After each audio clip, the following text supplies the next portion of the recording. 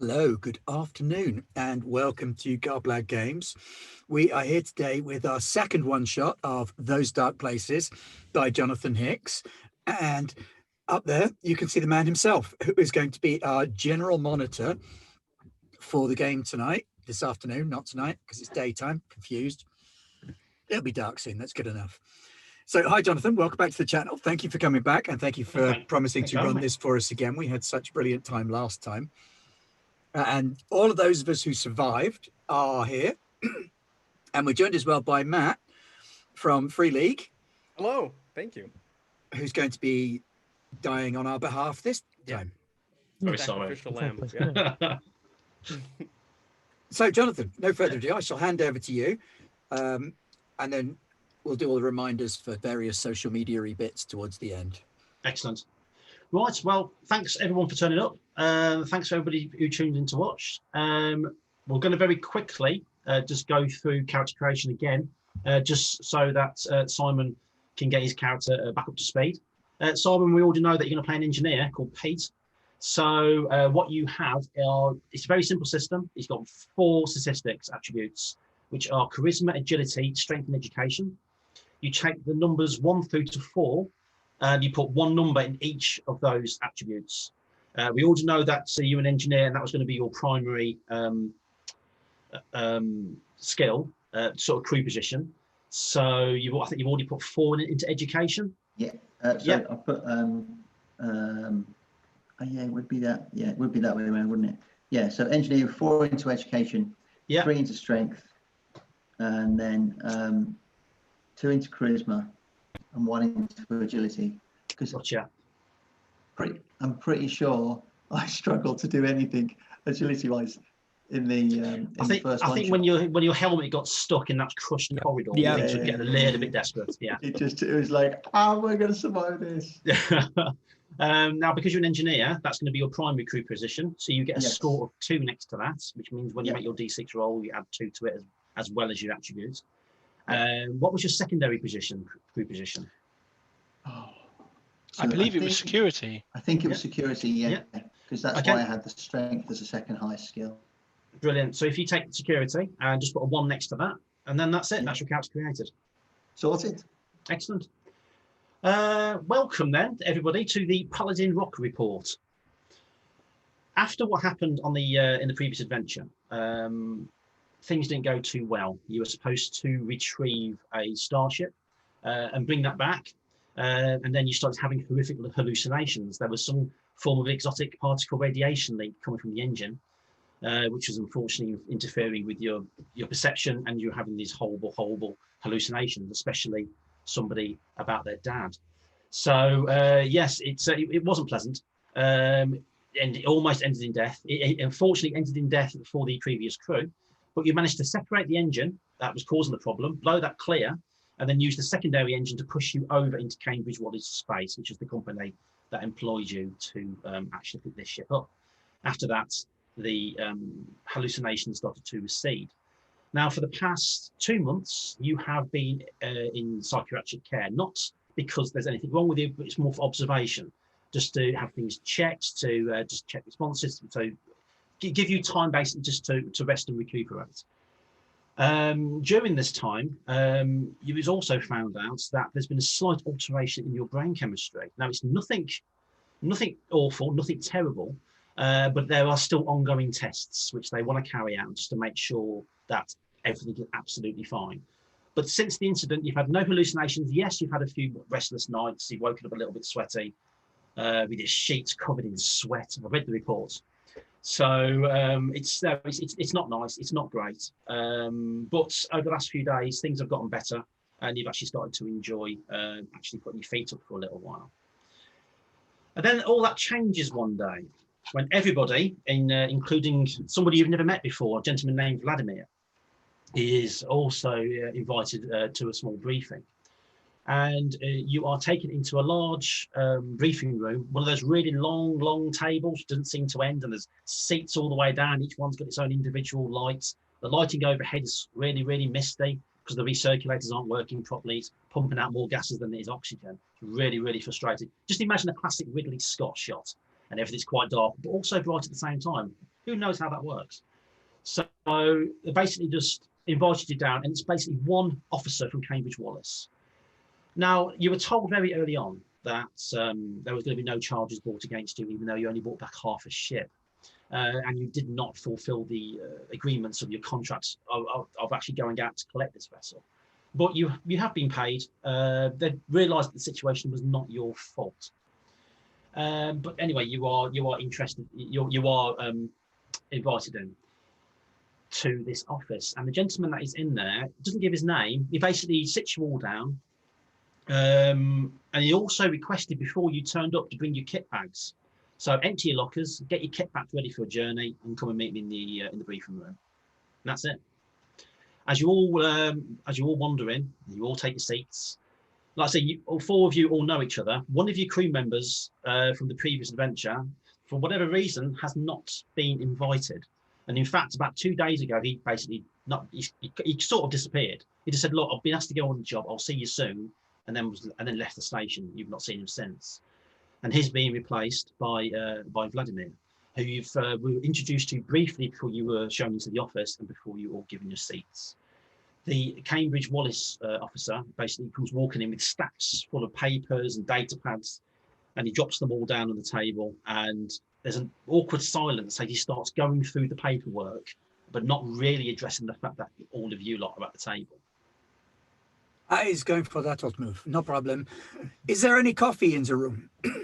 There is, literally right behind where you're sat. It looks like it's got a little bit misty in the glass jar, which obviously means it's probably not beautifully warm, but it's coffee at the end of the day. Probably not the freshest either. No. But I saw. Anybody else want a coffee? Yeah, I'll have one. I'll take one there, Remy, if you don't mind. Jolly good. Sal, would you care for a coffee? I would say coffee, tea, something else, but there's only coffee. Is he? Hello? He looks up.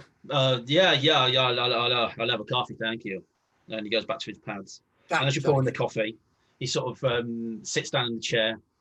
So, you were the guys that survived the ship a couple of months ago, yeah? Yeah, it's a particle radiation. That's the one. Particle radiation. Well, yeah, okay, whatever.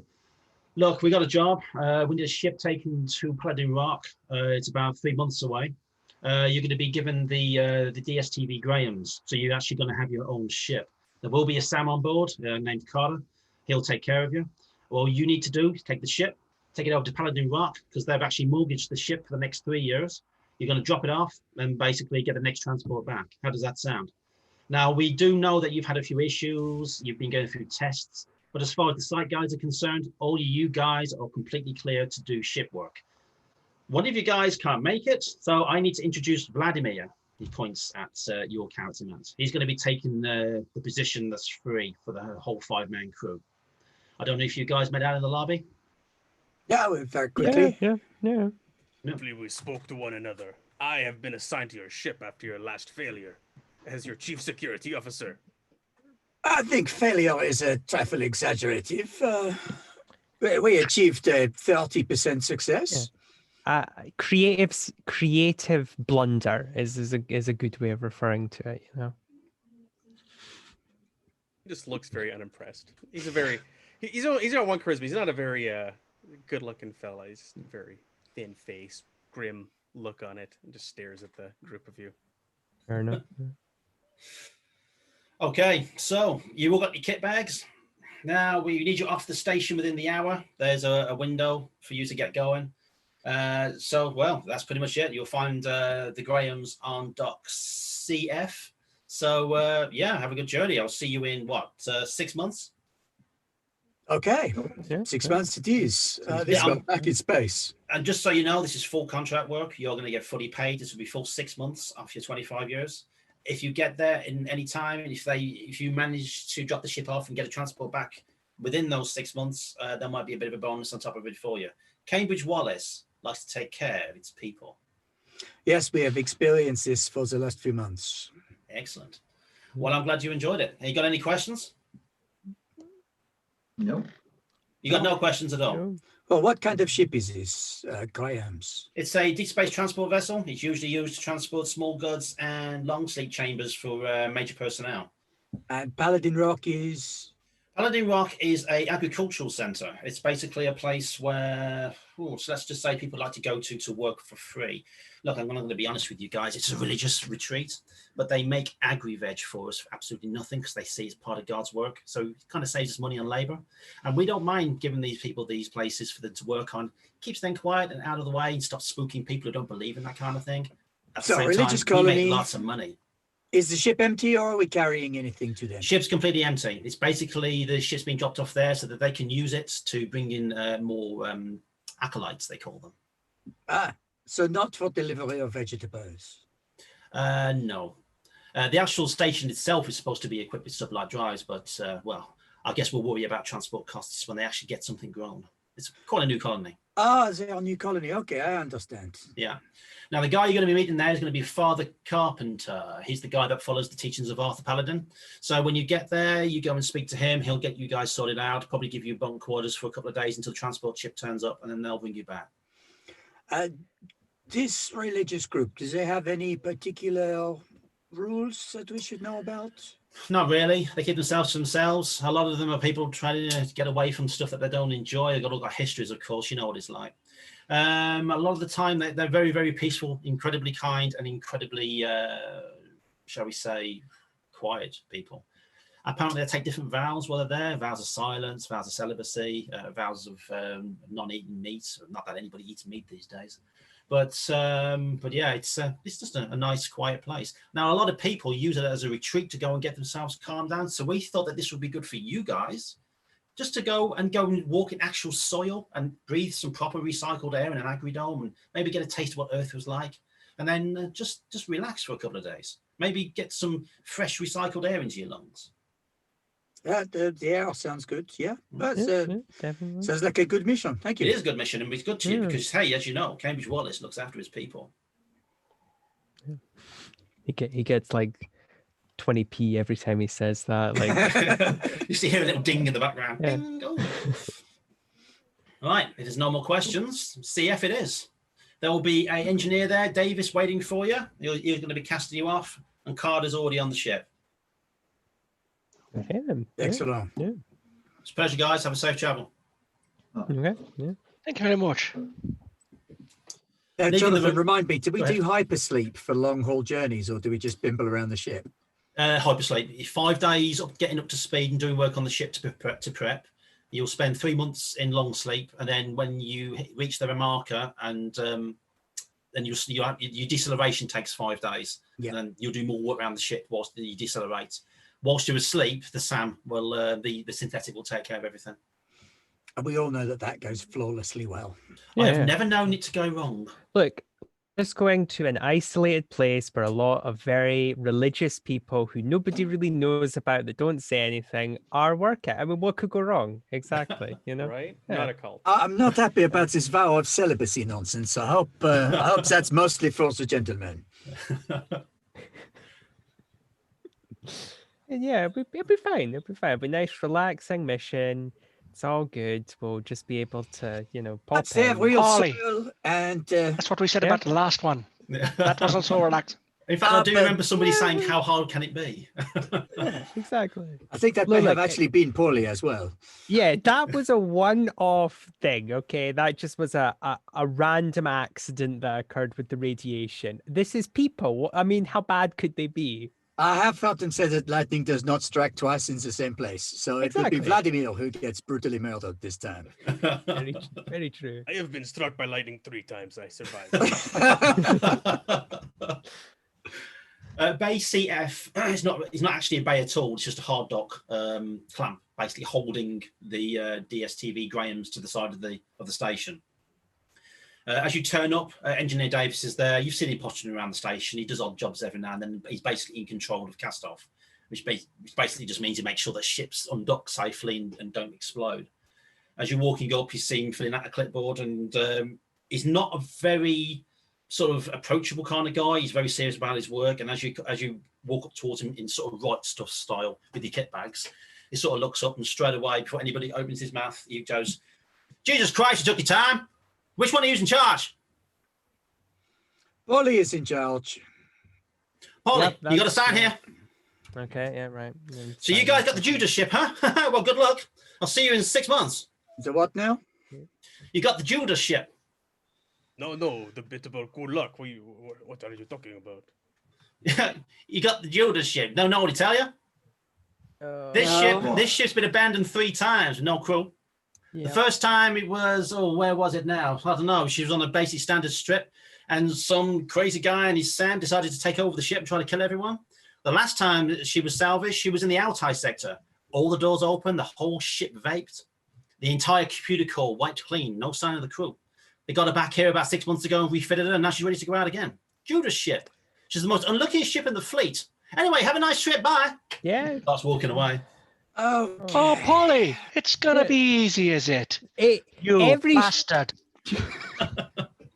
Every ship has its character. This one just kills people. Yes, but I'm most sure. characters are not murderers. That's true. Okay, fair enough. It's fine. We're competent. Maybe they were It's really fine, shit. It's fine. We know what we're doing. It's not going to be a Yeah. problem. Yeah. We have faced worse than this, right? Yeah. Maybe those other ships, they were green crews. They did not deal well with the void of space. Exactly. Let's go and meet Carter. Carter's actually standing in the doorway. You can tell it's a synth straight away.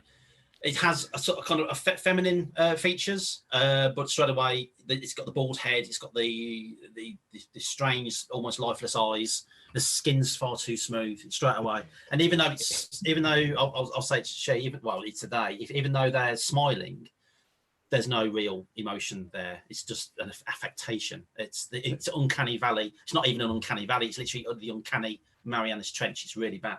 So They're holding a knife. Yeah, I've made sandwiches. And she's sort of there. She's got sort of hands interlocked, and as she sort of walk up, she bows very slightly at the waist. Good afternoon, gentlemen, and welcome to the Grahams. I have prepared your long sleep pods, and the system is already prepared for undocking. She'll be under her own power within 10 minutes, and the command tower has asked us to take a route of 8784B. Is this to your liking? Sounds perfect. Yes. Where is the thank bridge? you. Let's get up there and Yes. start poking those buttons. Very well. It's the you can see the map of the DST Grahams up there, yeah? Yeah. Have you all got access to the map? Yep. Yep. Yep. You're coming in through airlock 6, the top right. Basically, you walk along the tube. It goes under the ship, but you have to climb a ladder to get up and into it. Then she takes you through the cargo area, which has got a few bits and bobs in there, storage crates, tubs, but nothing major. It's not carrying anything at the moment. Mm-hmm. Through the common area, number 4, which is basically tables, chairs, a cafeteria. It's all very low ceilinged as well. If you were like more than 6.5 feet, you'd be sort of wondering if your head's going to hit the ceiling every few seconds. Simon. It's not nice. Is that all right for you? Yeah. So you're sort of walking slightly stooped. But yeah, your long sleep chambers, she points off to the left where chamber 3 is, are in there. And the bridge has been opened and all protocols have been unlocked for you to use.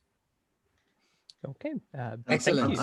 I'm gonna head for the engine room to just make sure everything's okay before we leave. Yeah. No leaking Pete, radiation. yeah, please make sure you check for any leaking radiation. Okay, don't want to repeat it last time. Well, I'll go around you one at a time as I've got it laid out on my screen here to find out what each one of you want to do. It's going to be 5 days. You can undock it quite easily. It's all done automatically, so it's no problem. Once you undo your own power, then you take care of the ship. But Remy, what are you going to be doing over the next few days? I'm going to go through the ship's logs, read about what it's been used for before, see if there's any anomalies, run a full system diagnostic on the ship's computer systems. Okay, then we'll make a D6 roll, add your education score to it, and have you. What are your 2 crew positions? I'm a science officer and a liaison. Okay, use your science officer crew position. The target's going to be 7, standard 7. Okay, 1, 2, 3. I rolled a 1, but I still passed. Oh, brilliant! Well done. Just. So you start going through the details, and you have a look. There is a huge gap of lost data, about 2 months worth, since there's an explosion at the Altai station, and then for whatever reason the entire computer system has been wiped, and then doesn't restart again until she was salvaged 2 months later. That's the only bit of missing data. As far as the rest of the history of the ship's concerned, when she was originally commissioned, she was 2 weeks late off the production line because there was an accident. And then when she was actually finally commissioned, she was actually a month late after her shakedown trials because there was a few issues that arose. She doesn't have a very good history at all. In fact, the ship was named after somebody, but there's absolutely no record of who it's named after. It's just called the Grahams. That's another bit of data that's lost. There's a lot of very patchy data. And by the looks of it, if somebody's like working on a vehicle and they cock something up, so they just don't bother signing it, say, oh, I didn't do that. That's what it feels like. People have purposely left out bits and bobs to make it look so it's not as bad as it actually seems. It's not great. Oh, this is not a good ship. But maybe she just needs a little bit of tender love and care from our resident engineer, and she'll be ticking over fine in no time. Yeah, she'll be fine. Paulie, before you get to do anything, the ship explodes, you all die. That's the end. Thanks, guys. Sorry. I knew Paulie would be the cause of all of it. Bloody hell, Paulie. Paulie, what do you want to do for the next 5 days? Do we have someone who is primary pilot? We do. Okay, that's fine then. Because I have secondary pilots, I might pot around in there, but if someone else has got that, that's fine. As liaison, would I be able to look up anything about this religious group? Yeah, no problem at all. Perhaps he wasn't telling us everything, Yeah. Basically, the Paladin Rock is a religious retreat, basically, and it welcomes all religions. It doesn't matter if you're Christian or if you're Muslim, if you're Jewish. It doesn't matter. They welcome all religions to come there. And basically, it's a retreat so that you can go there, you can feel comfortable in your own space, and then just relax, and also work on the gen veg, which is the stuff that they grow as food there. It's just been opened. And he's right, that the Cambridge Wallace officer is right. The reason why they've opened this place is because this religious order wanted to do it, and they're not going to have to pay anybody for doing it. People are going out there to work for them for free. Their only running costs is a transport ship to turn up every month to take the product away, and the actual running of the station itself, of which the actual religious order are taken care of through donations from their representatives across the explored space. So it's a win-win situation for Cambridge Wallace. Yeah. It's a result. So they're like, we don't care what you're doing here, just keep doing what you're doing. Absolutely, just get on with it. Yeah. And the thing is, the way that there's a gentleman called Arthur Paladin, who many years ago had the revelation that the further you go out into space and the further you get away from people behind you, the closer you will get to God. And that's why he's gone to this station. It's a very long way away, but by the looks of it, the way that the organization works is they're going out step by step by step. They're trying to get as far away out from the center of Earth as possible. They want to get away from the clutter of what Earth represents, and the further they get out there, then the closer they're going to get to their maker. And that's really what they want. So they're basically, the reason why it's called Paladin Rocks, that even though they are different religions, all sort of not melded into one, but they've all come together, they're all following the teachings of Arthur Paladin. The person that runs it is Father Carpenter, quite a large gentleman who obviously enjoys his wine. Looking at his picture, got really rosy cheeks. And he's got 2 people that look after him. There's Cleric Portmentor and Cleric Foster. Portmentor basically takes care of the ship running of every day, the whole running of the day-to-day running of it. She looks like a WWE wrestler. She looks like she's seen some action. She's got a little bit of scarring. And Cleric Foster, who basically takes care of the paperwork. Everybody else are known as acolytes, and they basically just wander the station and doing their work. And for companionship, if nobody wants to speak to anybody else, they do have vat-bred dogs there. They're not pure dogs. They're genetically created with short lifespans so that they don't take up too many resources. And then also when they die, they can be ground down and used as mulch for the actual beds and what have you. But yeah, they've got quite a few station dogs which sort of just roam around. Looking at the pictures, it looks like a really nice place. Everything's clean, everything's bright, well, as bright as it can be out in the dark. But yeah, it looks like the kind of place that you would want to go to just to kick back and relax. It's the closest thing you're going to get to reading a novel on a beach. It's nice. Okay. Yep. Okay. Yep. Timothy. I'd like to medically check everybody for their mind, like I did last time. No problem at all. Medically check their minds. Brilliant. So with my 4 and my 2 and my 2 that I've Just rolled. It's lots of 2s I'm rolling. It's not good.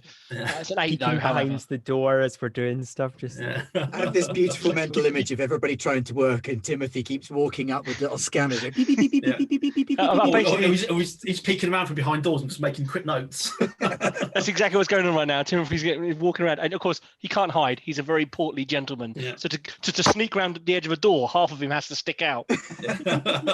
He's like doing random scans on people's brains to make sure there's no radiation infection. Gotcha.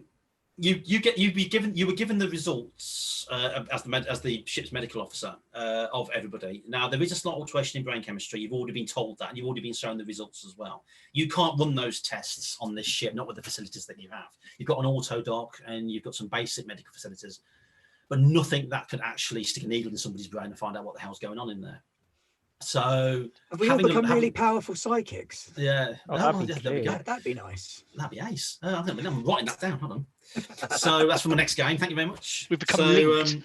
The next game, we're the bad guys. But you do notice of an evening, all of those people who were on that ship with you previously, they do have very restless nights. I mean, the long sleep chambers are designed that you can use them as beds as well as those long sleep chambers. It's literally just like going to bed, stick a couple of scanners on yourself, drink a cocktail of something, fall to sleep. The long sleep chamber does the rest.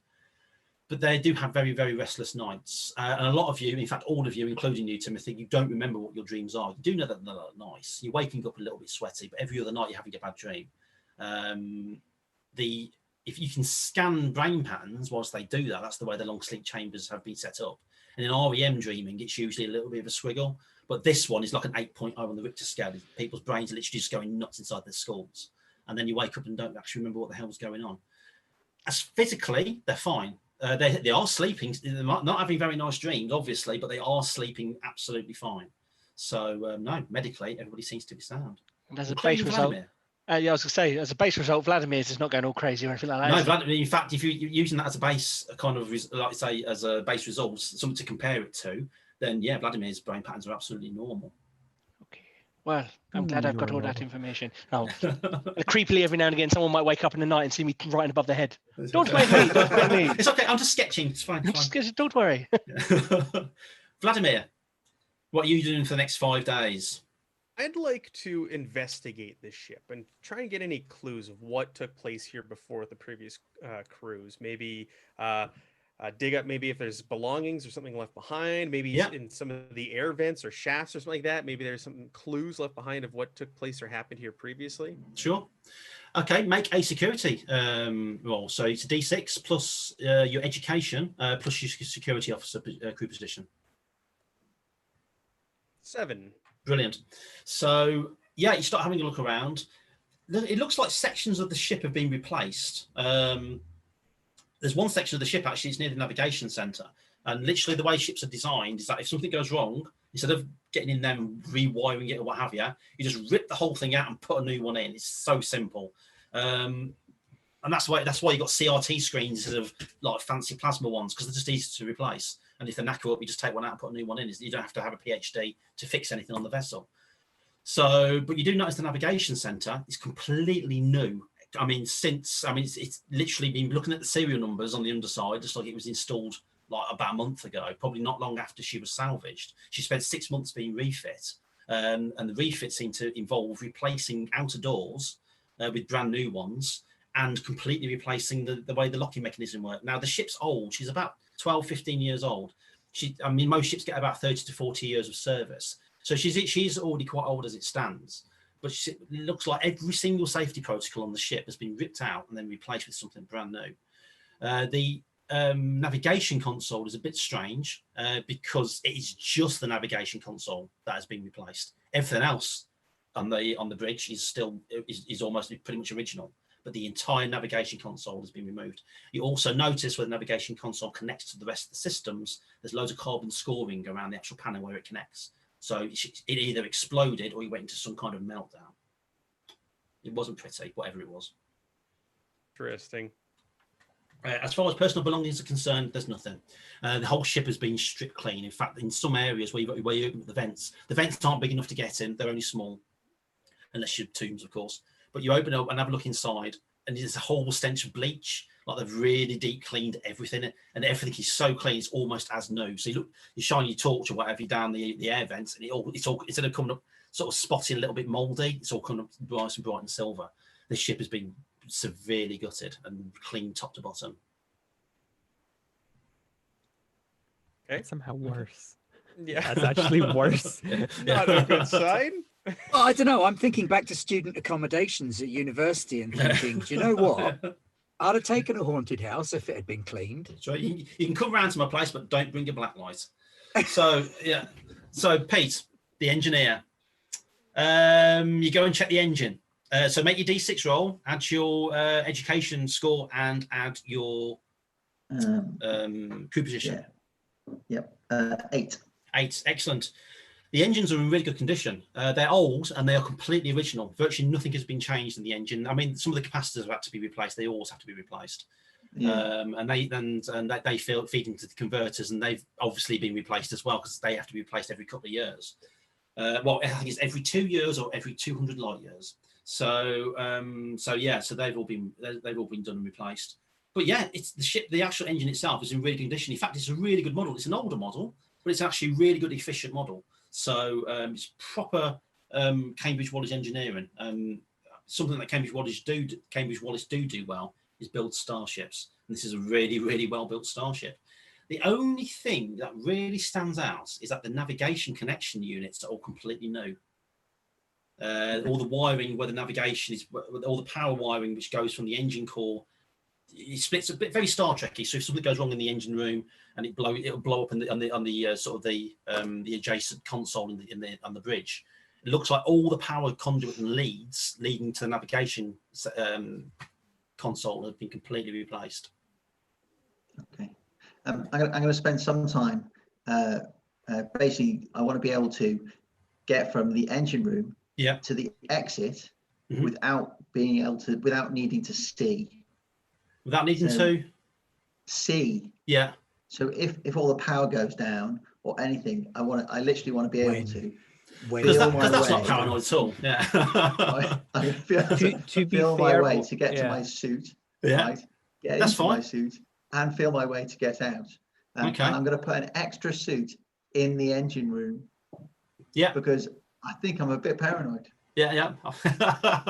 Well, there's emergency vac suits in the engine room anyway. They're not for prolonged use, not like a space suit. I mean, you jump in it in an emergency, it probably lasts you about 40 minutes to an hour if as long as you don't hyperventilate and you're sparing with the oxygen.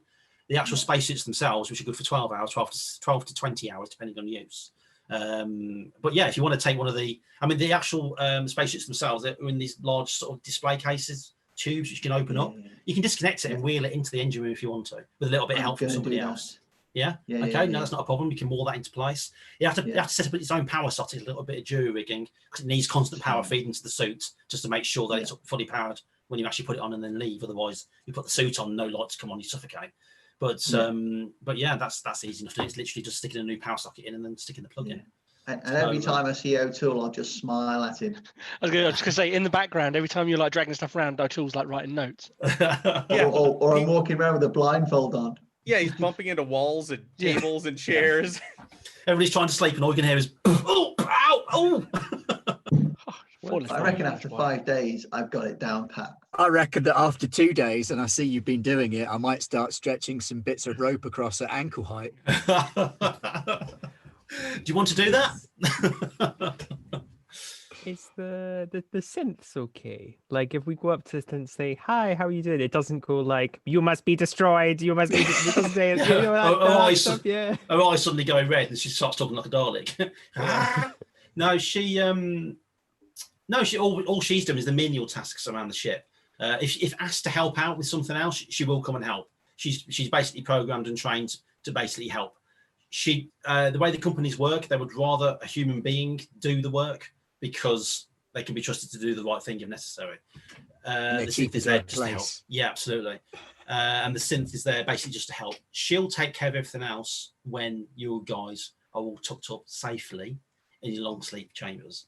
But yeah. So what you're saying is Carter unit is operating within normal parameters. Yes, that's right. Yes. In fact, Paulie, when you walk up to her and ask, what are you actually going to ask her when you walk up? I will try. I'll just be trying conversational because I don't think I'd be like, are you breaking the first law of robotics? No, I won't do that. Have you ever read Asimov? Yeah, exactly. So is this your first ship? Are we the first people that you've worked with, or have you worked with lots of other? I have been on several vessels, crew? but this is the first vessel. This is the first time I have been on the DSTV Grahams. Oh, okay. Have you heard about the reputation? It's apparently a little bit. I believe that Engineer Davis referred to it as the Judas ship, which I believe actually refers to the idea of a Judas on old sailing ships, which would bring bad luck and possibly death to the crew. Ah. I apologise if this alarms you in any way. No. It's probably just superstition. It's. Yeah. I detect nervous laughter. Would you like me to make you a tea? No. It's quite all right. It's fine. Apparently, Timothy writing away in the corner there. Yeah, well, I'm just apparently, one of the synths may have done some killing of the previous crew, but I'm sure that won't happen. Was it an older model? Yeah, probably, yeah, definitely an older model. Well, there have been known to be malfunctions, human-wise as well as synthetic-wise, throughout many ships. But I am sure that the simplicity of this run going to Paladin Rock will not cause any problems for me, the crew, or the vessel itself. So please be at peace. May I call you Paulie? Yes, of course you can call me Paulie. Thank you, Paulie. Please be at peace, Paulie. Has like a chloroform rag. Be at peace. Go to. That's fine. It'll be the cult that kills us, not the synthetic. So it's all good. Anything else anybody wants to do before you retire to your long sleep chambers? Oh, somebody's putting the coordinates and all that for the ship. Or is that just doing it itself? But you were given the coordinates, so you can sit down and you can basically just double check. But to be honest, it's pretty straightforward. You're not making any detours. You're not going around any dead stars. So it's pretty much straightforward there back and excellent. Back. Yeah, then we're all good. Nice and simple. Yeah.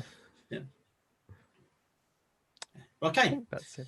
You retire to your long sleep chambers. You get dressed down to your undies. Basically, you each climb into your own chamber. You put one sensor on your temple, two sensors both on each of your breasts, and one over your heart, of course. And that's it. You drink your cocktail, which does taste like dog piss. It's like lemon juice and urine. It's not nice. But yeah, you down that because that's going to help you get to sleep and it'll slow your metabolism right down. You lie down, the lid comes down one by one, you drift off. You can't tell if it's the lights of the room dimming or whether it's just the fact that you're falling to sleep because the gases are now being pumped into your long sleep chamber. But slowly you fall to sleep. 3 months later, you're woken. In fact, hold on just 1 second. Everybody roll 1d6. I want to know if anybody rolls a 1. Oh. No. Yes, I did. Yeah. So Timothy, I got a Remy, 6. That's fine. Vladimir, you all rolled a 1 on a d6, yeah? Right, during long sleep, there is a 1 in 6 chance that you will relieve yourself in your sleep. So I do apologise. So it's the whiskey I added to my cocktail. Yeah, I should have had that curry sauce. But yeah, you're awoken by it feels like when you're half asleep in the afternoon, and then somebody turns a light on, you can see it through your eyelids. It's kind of like that. So the light is sort of coming through, and then as you open your eyes, the actual lights themselves are really, really dim, and then they're slowly getting lighter, just to accommodate you. You waking up. It sounds like there's an alarm going off in the background, but it turns out it's a foreign object alarm, and it's only going off in Remy, Timothy's, and Vladimir's long sleep chambers. So it's like a little beeping noise, and in the corner, again with the hands like that, is Sam Carter, Synthetic Carter, and she's standing by the door as if she's waiting. There's red lights flashing in the corners as certain units are sort of coming back into life, and then one by one, each one of your pods pops open. You've done about 10 light years, and so it's going to take. It usually takes about 1 minute per light year to sort of get your head back together. So you're all very groggy for about 10 minutes, and Remy, Carter walks up to you about 5 minutes later and sort of leans in. Would you require assistance, Remy? Can you help me get to the shower? Of course. I shall take you first, but do not worry about your chamber. I shall take care of all of the cleaning procedure. God. And Polly one by says one- that loud. Yeah. Oh, jeez. Well, she's trying to be as you know, as No, coy as possible. I know. You know, she wasn't going to walk over and go, "Hi, Remy, you appear to have shit yourself." Would you like me to? You know, like, so. And you, Tim, and you, Vladimir. Yeah. So yeah, one by Tim, one. if he's a medical professional, he goes, "Oh, Jesus Christ, what a... Oh, no. Oh no! Oh, Hold on, no, one in six God. chance. Not again. I'm going to go to the shower. Don't nobody breathe this in. It's dangerous." Just give me 10 minutes. 20. So yeah, so one by one she takes you all the way. I mean, you're very groggy, but like literally 10 minutes later, one of the good things that dog piss does, the stuff that you drank, is that it lays dormant in your system. So when you do come out of long sleep, it sort of activates enzymes and it sort of gives you your body a bit of a jolt. So that's in case there's an emergency. You don't want to be staggering around groggily for 20 minutes, half an hour, thinking, "Oh God, where's all the atmosphere going?" So it's yeah, so it sort of helps you sort of wake up. And then she gets the rest of you up. And then when everybody's cleaned up and you're all heading to the common room in room 4, yeah, she's put down some food, some very light foods, kind of like toasted buns. It's best not to eat too much. You should eat after long sleep to help get the metabolism going, but don't overdo it. Your stomach's been lying there doing nothing for 3 months. Jonathan, do we have paper money, or are we on like credit stick type? Credit sticks, yeah. Okay, I'll bash 2 credits into the shit yourself fund. Yeah, so now the fund now stands at 420 credits. So so yeah, you're doing quite well. But yeah, you have an ID chip. You can either wear it as a badge or you can have it implanted somewhere on your body, and that's basically like your credit card. So every time you want to do you purchase something or use some of your pay, you just hold it up and it does the rest. So, but anyway, yeah. As you're all sort of settling down, she's sort of standing in the corner. Of course, synthetics don't eat or drink anything. And as you're all sort of just settling down, drinking coffee, tea, whatever, or drinking water. And in fact, the water is actually very fresh, actually, because all the recyclers have all been replaced. And yeah, it's quite pleasant.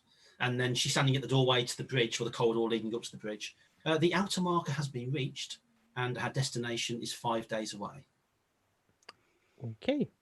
We have received confirmation from Paladin Rock of our arrival. I have already transmitted our manifest, and they have accepted the bond, and they are expecting us in 5 days. Okay, excellent. Time to do some work for this pay. Yep. Yeah. So for the next 5 days, you're doing pretty much what you've been doing before, going through systems, making sure the ship's running okay, and basically going through the entire decelerating procedure. As you come into view of Paladin Rock, it is basically a giant floating potato. And it is in the middle of nowhere. It's not actually trapped in an orbit of a star. So the only light that's on here is there's like an unnatural glow which goes all around it. And that's basically generated from loads of small plants all over the actual asteroid itself. The actual base, as you come into view, is 3 domes and a landing pad. You can see the image, yeah? You will access that image. Yeah. And yeah, basically all you need to do, the landing pad itself, even though it's a landing pad, it's not actually a proper docking bay. So you are landing on the pad, and then a docking tube will come up to attach, and then you have to climb down the ladder to get into the station properly. So it's a pad. And magnetic clamps will keep you in place. Unfortunately, the actual station itself does not have an automated docking system. It's only up and running. They haven't managed to get it working yet. In fact, that's something they're going to need an engineer for, Pete. So they need to get that working. So whoever's piloting the ship is going to have to dock it manually. I have pilots, but it's not good. Right, Paulie. So you basically you sort of. The last time I tried to land a ship, I crashed it. So Yeah, Well, this would be like the yeah, but to be fair, that wasn't your Coriolis fault. all Though, over was it? That's what happened to Nye last time he tried to land a ship as well. Then. And I was a trained pilot in that as well. Yeah. Oh, no. It's quite easy, to be honest with you. You are coming. There's no rush whatsoever. You just come in slow. All you need to do, you don't even have to get it dead on target, because the actual landing pad will shift its position to actually match up with the docking tube. Yeah. So as long as you just land on the pad, the actual station itself will take care of the rest. So yeah, make a well, you're coming in slow. You're not doing anything too physical. So we'll use education, and so it's your education plus good. your piloting, your crew member. Yep. Whatever your score I'm is, getting, plus a d6. plus. And it's easy as well, so you're looking at 6. 4. Okay, that's great then. That is a 9. Brilliant. Yeah, you come in with your eyes closed, actually, with sort of leaning back on your seat like that, going, yeah, whatever, sort of doing that with the wheels. You sort of back her into, no problem at all. Yeah, you come in nice and slow, nice and tight. You get her dead on target. She clamps down. The magnetic clamps kick in. There's a slight shift. You feel like your ears pop slightly. There's a slight shift in your body weight as the artificial gravity switches over from the station, from the starship to the station. Because you don't want both gravity plates on the go, because it'll just make you feel sick and weird. That all flips over, and then next thing you know, the docking tube's been extended, and yeah, everything seems to be cool. Excellent. Nice work, Paulie. Certainly better than my landing on the last ship.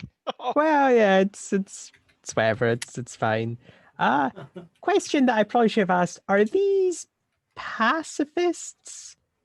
Are they non-violent, or because do we see any like weapon emplacements or anything? No weapon emplacements at all on the vessel. Okay, on yeah, station. that's fine. Just kind of curious. In fact, yes, they have 300 rail guns and are standing by with spears. I don't know. And a man with an itchy finger called Donald. But the one thing you did read in the report from BBC is the fact that they are a non-violent order. But there are no weapons on board the station at all. Okay. And they don't allow them. Simple as that. I'm looking to the security officer a bit concerned now. Yeah, he doesn't look too happy. I don't like this. This is not a good sight. I'm sure they'll be lenient. It's fine. Yeah. Even if you're not allowed weapons, you are a weapon compared to these people. They're going to be like religious extremist vegetarians. Extreme vegetarians. Yeah. Slip a steak knife in my my suit. Now they take offense at the word steak, so you need to, So it's a veggie knife. Veggie knife. It's a sport. Okay, so Sam Synthetic Carter comes walking over. Again, she's got her hands up. She looks over it all. I keep saying she. I do apologise. I do mean they, because they're completely sexless. But it is a Sam, and it is called Carter. So we've all seen Stargate. See, I'm just reading about. I'm thinking, where did I get that from? That's obviously it. So now all I'm seeing is Sam Carter, but as an android, and bald, weird. So still looks good. Yeah. And she says, "Enjoy your stay, gentlemen. I shall take care of the vessel for you. Would you like me to keep the doors open or closed?" Closed. Keeps them closed is safer. Yes, closed. But just on the off chance, they want to take it for a joyride or whatever, only let us in. If one of us is security protocols are engaged, and only crew members will be allowed to access and use the vessel. Yeah. Just be on the safe side. I'm sure they're lovely people, but maybe they'll be like, "Ooh, can we just have a fun time with the spaceship without asking?" And then we'll be like, they're doing donuts." Is there anything else that I can do for you, gentlemen, before you depart? Oh, you've done a brilliant job. Thank you, Cartel. There's no problem at all. And then she pulls out 2 steak knives and starts stabbing you all. That's the end, guys. No, so yeah, the door, basically you go out into the airlock. You've got the main airlock door, but then it's the floor that slides open, and then you've got the ladder going down. Remy, do you want Who wants to go first? Yeah, I was about to say, do you want to, because you've got liaison as well. I see how it is. Yeah, I'll go first. Yeah, I'll back you up. Yeah. All right. You go down the docking tube ladder, and it goes down into quite an open area. And if you look on the map in location 4, you'll see the door at the top of the dock. And standing there waiting for you is Cleric Portmentor. And she is quite tall. She's got her head sort of shaved, but it's still kind of bristly. And there's a little sort of knot at the back, sort of hanging down about half a foot. And to her right is what looks like, you've never seen one before, but it looks like a dog. I mean, we know it looks like an Alsatian, but it looks like it's been shaved in certain areas, and it's like little implants, because they're genetically bred, but they're not perfect. So they have to have little bits done to them just to make them sort of function.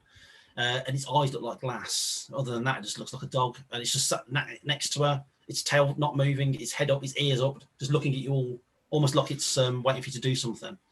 Oh, marvelous! Yeah, so it's a doge. So Yeah, she sort of stood there waiting. She's actually fussing the dog, and as you all get down to the bottom of the ladder, she sort of looks up, and a smile comes across her face, and then she walks over, and like I say, she's a big woman, and she looks like she could rip the face off the average wrestler. Yeah. But she walks over, and very gently, she's got a very soft-spoken voice. She puts her hands together, and looks and says, "May the blessings of Arthur Paladin be upon you, and welcome to Paladin's Rock." Thank you Thank you very much. We've brought you a spaceship. And thank you very much. We will send instructions to Cambridge Wallace that it is turned up intact and on time. Of course, after we have done an inspection to make sure that what they have delivered to us is exactly what we have ordered, and then we will make arrangements for the mortgage. But in the meantime, please feel free to wander the station and enjoy the delights and the restful recreation that this station offers. Very kind. Yes, very nice. Now you'll find that we have 2 agri-domes, which you may use at your leisure. If you wish to help with the planting and the growing of crops of gen veg in there, then you are more than welcome to. But if you want to relax there after your long journey, then please feel free just to sit down in the grass and just enjoy yourselves. You'll find that the air is being recycled on a triplicate system, so it would be just as fresh as anything you find on Earth. And in fact, as she says that, you do realise that it's like you can actually catch your breath. You can actually take a deep breath and actually fill your lungs, whereas beforehand you'd be taking a deep breath, it was like you were in a room full of smoke. But now it's just really, just feels so nice. In fact, it almost makes you dizzy. That is very good air. Yes, it's very nice. Thank you.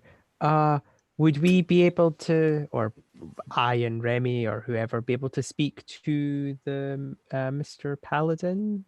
Arthur Paladin, unfortunately not. He has been dead for 72 years. But Father Carpenter, yes, he's actually in a prayer meeting at the moment with some of the acolytes, and he would be available within the hour. I must ask, I understand that you have come here from Cambridge Wallace, and no doubt you have lots of thoughts and maybe even some preconceptions about what happens here. Are any of you carrying weapons of any kind? Vladimir, did you bring any weapons with you? Decked out.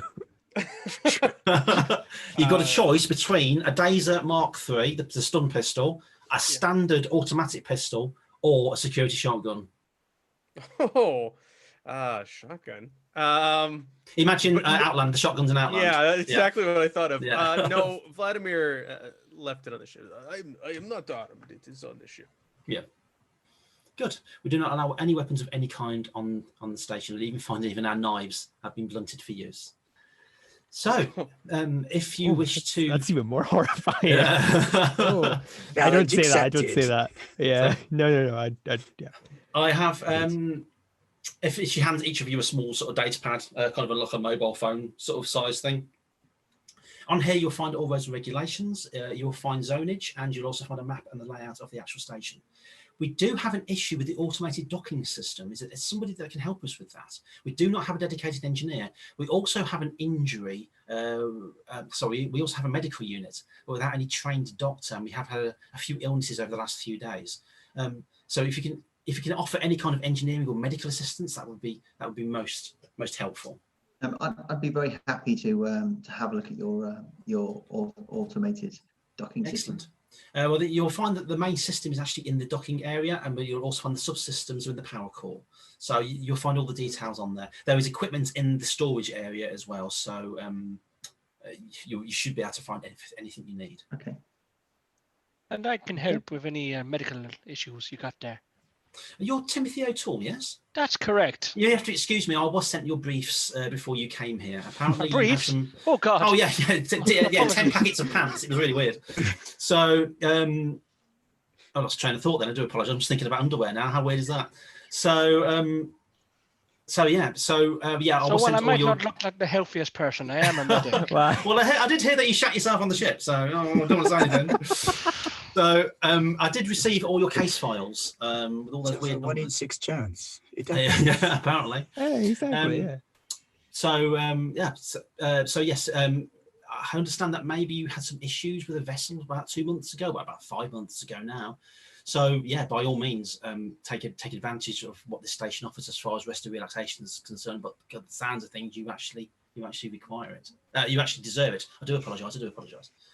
So if you'll excuse me, I have to go and attend the prayer meeting. Please feel free to wander the station as you see fit. There are absolutely no limitations. Thank you. Okay. And then she turns with the dog. The dog sort of looks at you, and then sort of starts to turn and stops, turns and looks again, and then follows her, as if it's sort of doing a double take, like it's not A too slight short. glint of red. Yeah. Okay, then. And then we could do a cut scene to the inside of the dog's view, and he's targeting each one of you, saying target acquired. Yeah. Well, oh my god!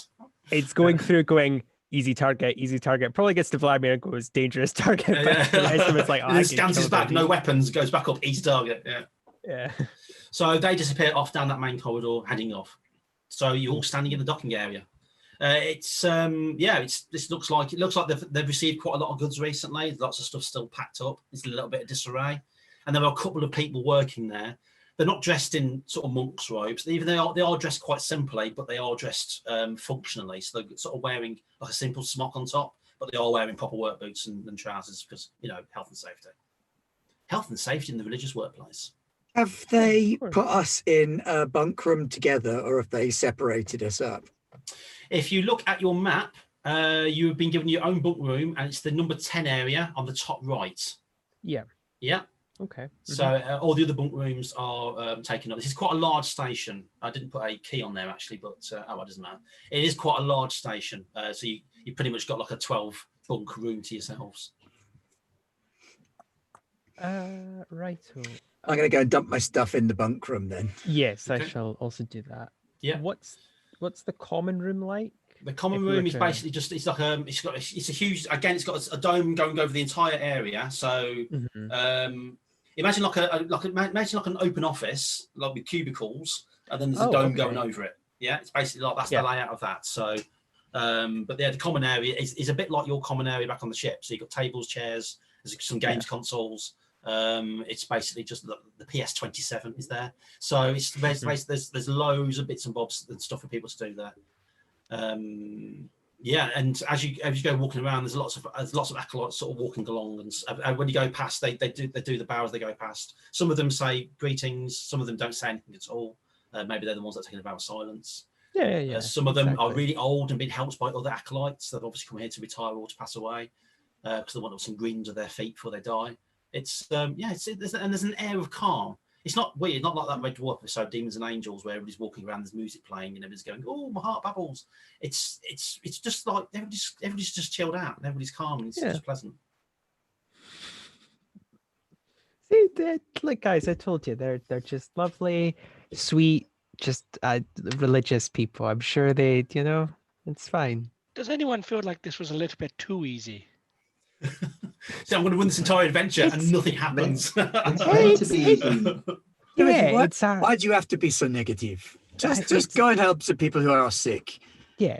Mind you, if they are sick and you need somebody to run an analysis or DNA assays, give me a shout. Yeah. And if you need me to talk to someone, I can do that. Polly, you already talked too much. I don't need you to come and talk some more. Dad, you know what? Fair enough. Yeah, this is our time to relax. Get all that. Paulie, while I'm working on this, can someone just kind of check in on me every couple of hours? Just so I don't.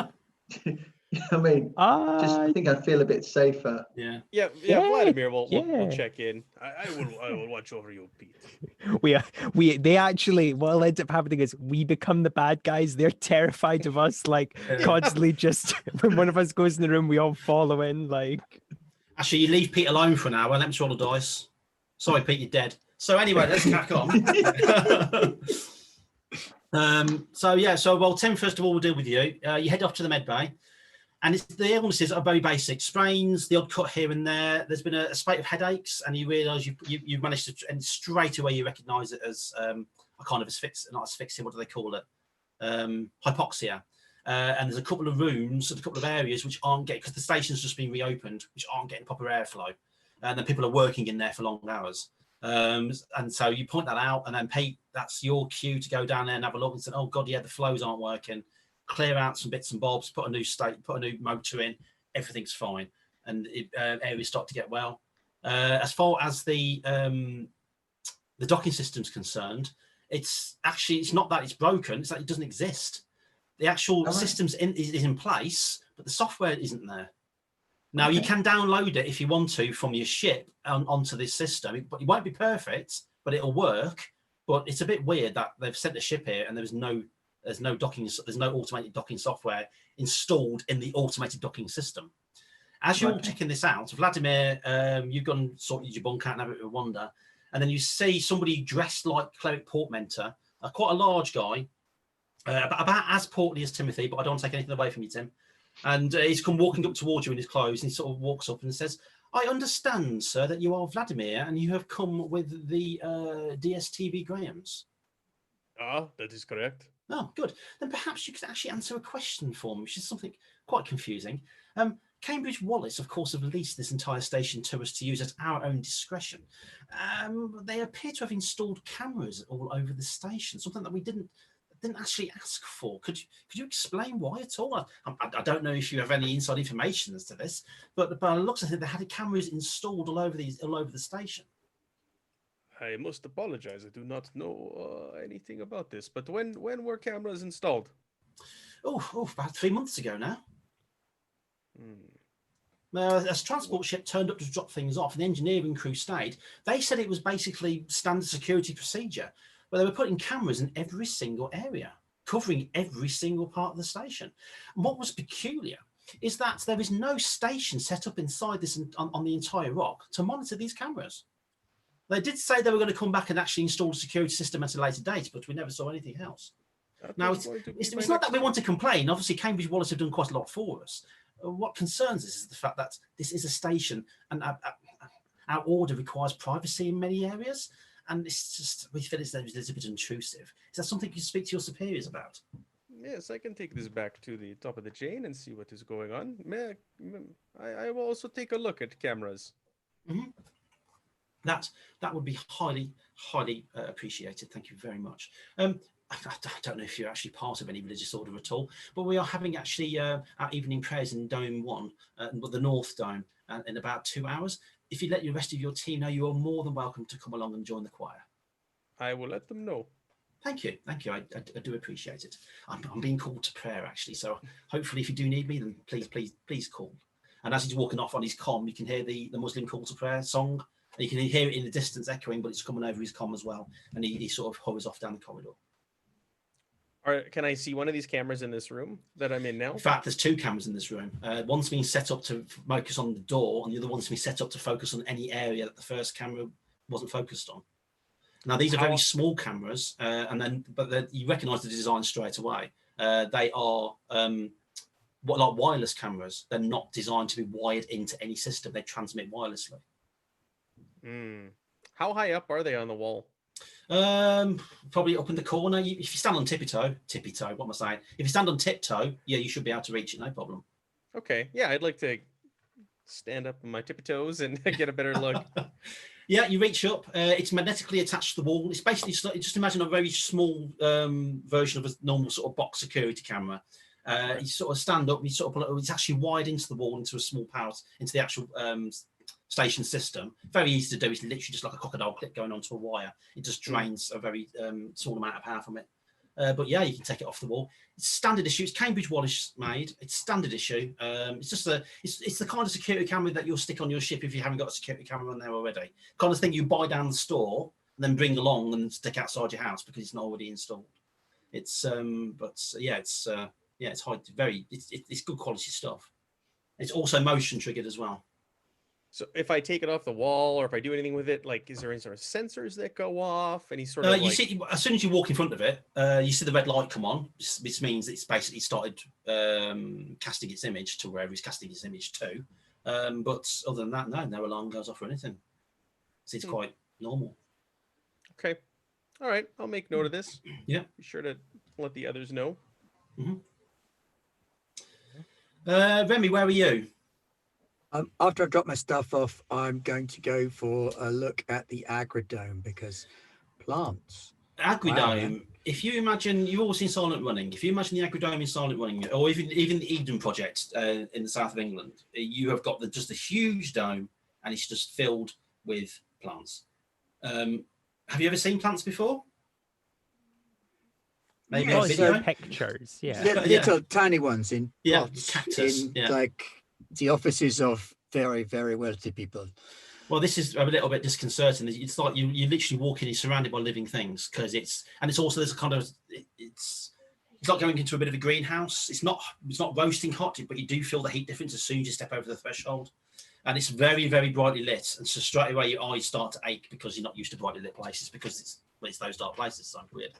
So it's all a bit bright, but very grassy, and they've already started building these huge lots. Which they're actually growing gen veg in. And gen veg is basically every single vegetable that you can think of, all mashed together in a genetic pile and then grown into a sprout.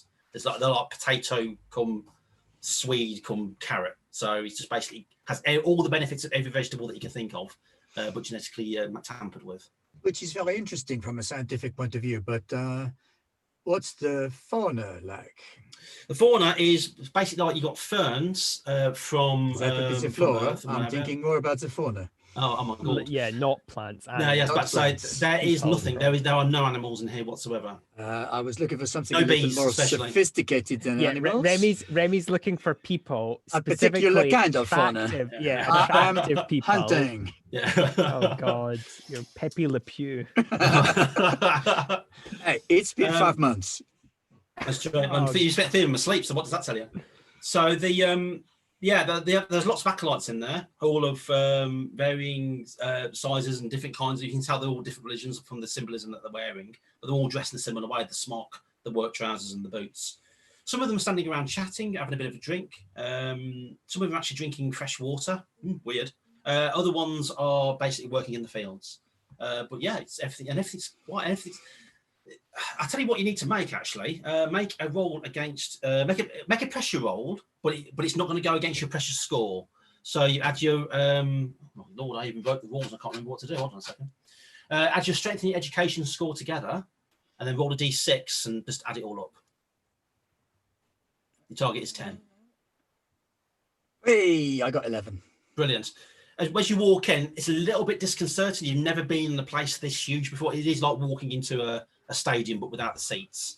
So there's loads and loads of space. It's absolutely huge. It's like, whoa, whoa. It's a little bit, you get a little bit sort of wobbly, but you catch yourself and sort of keep your eyes on the horizon, so to speak, and keep your eyes down. But yeah, it's a little bit strange. And it smells weird as well, sort of musty. So it must be that weird plant smell that people talk about. Or maybe you've just woken up from long sleep. Who knows? I'm going to go and start chatting to some of the people that are standing around chatting and drinking. Okay. As you walk over to those, we'll jump to you, Pete, the engineer. I need you to make a D6 roll plus your education plus your engineering crew position. And life support is gone. Yeah. Right, engineering is 6. So it's education plus that 6, 7. Mm-hmm. And the other score? It's a D6 plus your education and your engineering score, which is your primary, so that's another plus 2. 7. Yeah. 7. Yeah. So you as you're going over the systems, you've double checked a few things, you've done some repairs. When you go down to the power core, you realise the power core is degrading at a higher rate than it should be. And by the looks of it, it's basically being switched on to be used for short-term use, not for long-term use. Right, okay. Now, you can only assume there's a transport ship coming with either replacement parts or more fissionable material. But the way it's running at the moment, it's not going to last any longer than 4 months. Okay. Which is a bit weird, considering the fact there's a lot of people on the station depending on it. Yeah. So can I turn it from being a high power usage to a low power? So we'll sort of put it on its sort of low power battery settings. It's reached 15%. You've got to be careful. So you make another roll, but it will be difficult. So you have to roll 8. I will warn you, it will be difficult. You don't want to fail the roll. So it's up to you if you want to chance it or not. Well, I think I'd be in like almost like a panic state. The fact that I might be, I've just been asleep for 3 months. I could be like dead before I even realise what's happened. You gonna go for that's it? Fine. I rolled a 5. Yeah. So I'm on like 11. Okay, you're good. Yeah, you're fine. You have a look at it. You manage to change some settings. You just change a couple of piping around. Well, not piping. You change a couple of flows around just to make sure that everything's where it should be. you probably got about another month and a half out of it. Okay. There is a bit of a fluctuation. You notice this throughout the ship. The lights flicker. There's a and that's what's weird about this place as well. You've just spent all this time on board your ship. You've always got that background hum of the ship's engines going. Boom, boom, boom, boom, boom, boom, boom. On the station, there's virtually nothing. If you listen very carefully, you can hear the faint hum of the circulators. But other than that, there's nothing. That's a little bit disconcerting in itself. But yeah, there's everything sort of flickers slightly, but then comes back on at normal power. Sorry, Pete. Are there systems on there that I don't recognise? As in, so I can basically see the power that's being used, and I can see this power in the agri. I can see this power. Yeah, no, power in everything sections. Everything looks fine. So go on. Okay. So I'm looking to see if there's anything that's being powered that I can't see, as if there's something here that shouldn't be here. No, as in, like, you know. No, the issue is that the actual power core itself has been set up and designed, and it's unfit for purpose. The way that this entire station is being used, the amount of power that it's using, its recyclers, its lights, everything, the actual core itself is not fit for purpose. Now, any discerning engineer would have made sure that the first thing that's going to work on board anything is going to be its power. Everything needs power. That's the heart of everything. And this looks like a very rushed, shoddy job. Was it because that they don't really care about the people that are working here? Possibly. It's Cambridge Woolwich at the end of the day. But hey, Cambridge Woolwich care about its people. But it's just a little bit. Yeah, there we go. Thanks very much. That's 60p now. So it's just a little bit. It's just a little bit. It's just a bit strange. Yeah, fair dues. There might be another transport ship coming along, but this should have been sorted out before the ship went live. Before the station went live. Yeah, unless this was like a doomsday cult. Oh, I'm writing that down as well. Thanks. If it was like a doomsday cult, then all the power could start to drain at the proper moment, wouldn't it? Yeah, I might go and bang my head against a wall for an hour. Yeah. Yeah, but you managed to, like I say, you managed to sort of correct a few systems and get things up and running again. And so it's looking it's actually looking quite smart. Okay. Timothy. Acolyte walks in. I'm looking for the doctor. Timothy O'Toole. Paging Timothy O'Toole. Oh, thank. Paging? I don't have a pager. What you on about? Thank Paladin. He walks over. There's been an accident in the dock room. Acolyte Glab has said that he's seen something and he passed out and he's had an accident. He's really hurt himself bad. Could you bring a kit and come and help, please? Okay, what did he see? He just kept screaming angels. We ran in to find out what was going on, and there he was lying on the floor. There's blood all over the dock floor. Please, could you come quickly, please? I'll be there in just a moment. Let me just set something up. And I set up on my own pad. Basically, I'm scanning the base for that radiation because I'm paranoid as hell. Well, that's a good point. Yeah, you actually go onto your pad. Yeah. And you turn it on, and all the data files pertaining to the actual problem on that other vessel have been wiped.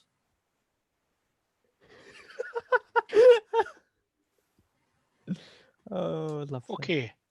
I'm going to scan a couple of people in the room that I've been tending to as well in that time, just to see if I can get some readings off them as well. Okay, you won the scan. Your difficulty is going to be 8. I've rolled a 5 with my education of 4 and medic of 2. That is 11. Right, you won the scan. Very good. You won the scan on a couple of people. Their brain patterns come back, and they are similar to you and your fellow crew members. Just a look of panic comes over Timothy's face.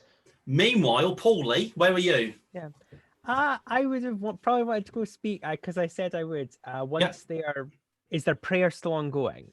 The prayer meeting, by the looks of it, they last about an hour, so it's probably a few minutes away. And if you head to the supervisor's office at number 6, that's where it's going to be.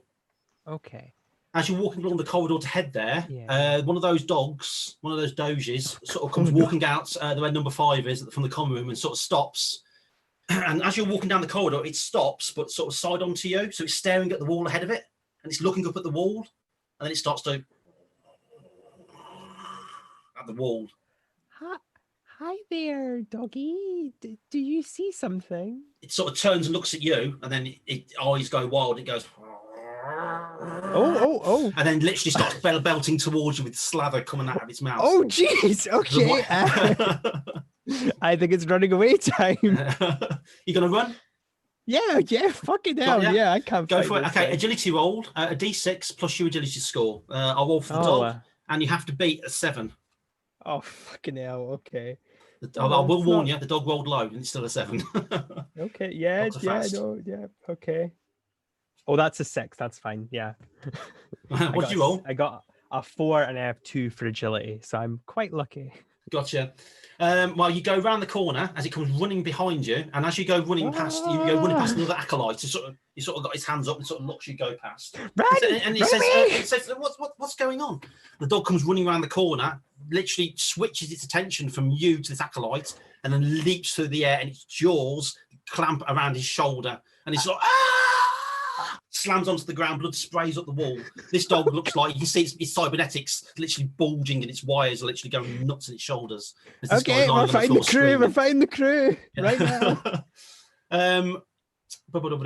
Vladimir, you met up with that guy just out by room 9 by recycling as you were coming around there. Down the corridor, you hear a massive scream, and then whatever Paul is shouting. Holy shit, the fucking dog! Run! All right, I'm gonna run over to where Paulie's shouting. Yeah, Paulie's running down the corridor towards you, and up by door 10 where your quarters are, you see an acolyte lying on the floor with this dog on him, with his jaws clamped around his shoulder, literally just going nuts. And then it's, you know, the way that dogs, when they bring somebody down and then they get on all fours and they're trying to sort of pull back and shaking its head.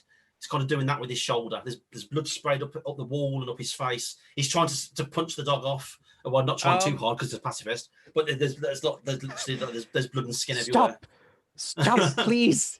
Is there anything lying around or on the walls or anything like that I could take and grab and use as a makeshift weapon to try and hit? If you imagine the corridors are a bit like the corridors on Hadley's Hope. So, although they are slightly better lit, so they're basically Hadley's Hope before the aliens took over. So they are sort of pentagonal shapes, a little bit, there's lots of piping. It's very functional. But to your right, in the wall, is a fire axe. Okay. Now, these are, you need to wrench these off the wall. So first of all, I'm going to ask you to make a strength roll to get the fire axe off the wall. Paulie, what are you doing at this point? I'm legging it, but then I'll see that Vladimir has stopped to get a fire axe, and I'll kind of do that slow down and turn, run a little bit. Okay. And then get your camera out. Yeah. Well, yeah, this is the guy that can theoretically protect us. I'm not going to run off and get killed by something else. Vladimir, so you strength roll? 7 total. 7, brilliant. You yank it come out, the moorings come out, no problem at all. There's an alarm goes off because they're actually set up so you can't use them in any normal. That gets the attention of the dog. It sort of turns with blood and skin and whatever, gore dripping from its mouth. It sort of gives out this horrible blood curdling howl, and then in the distance you can hear other howls. Remy, you're in the Agri Dome, and then you hear a howl in the distance, which is something you never heard quite before. Timothy, you're looking at the thing thinking, oh my God. And then you hear a howl in the distance. Pete, you're on your own in the engine room. And in the engine room, something starts howling. Paulie, it's just echoing in your head. That's all you can hear now. Yeah. Right, so straight away, actually, Paulie, I need you to make a pressure roll after what's just happened, please. That's completely understandable. So that is education and strength. And strength plus a d6. Target is 10. 5. Okay, so you get 1 pressure point. Yes. Okay, so yeah, it's not nice. No, the dog comes justified though. I'm not in a good place. Vladimir, the dog comes running at you. Like I say, it's got all sorts of bits and bobs flapping out of its gob. I'll ask you to make a pressure test after the encounter. So it basically comes running at you. You're there stood with the fire axe. Yep, first of all, let's find out who's going to go first. So roll a d6 and add your agility score. I am behind Vladimir, just to be clear. 6. Okay. You got what, 6? 6 total. Yeah. Brilliant. Well, the dog rolled a 1. So yeah, you beat the dog. As it comes leaping through the air towards you, if you wish, you can belt it with the axe. All right. Okay. So it's basically you're actually wielding a weapon. You don't really use a fire axe in your training, but because you're a security officer and you've had combat training, so it's basically a d6 plus your strength plus 1. And you've got to beat, dog rolled low again, you've got to beat 5. I do apologise, you've got to beat 6. 10. Brilliant. You bring the axe over as it comes flying at you. The axe comes blasting through the air and you slam it straight in its dog face. Now it's going to be a die cap of cudgel and rod. So roll a d6, and if you roll 2 or more, then the damage is 2. I rolled a 2.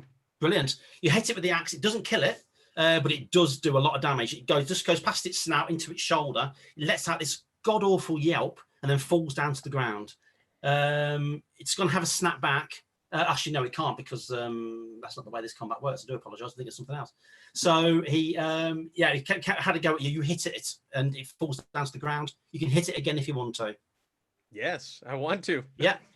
Okay, go for it. You're going to have to beat, this time you have to beat an 8. So is my roll plus strength and then plus 1? Plus strength and plus 1, yeah. 8. I matched it.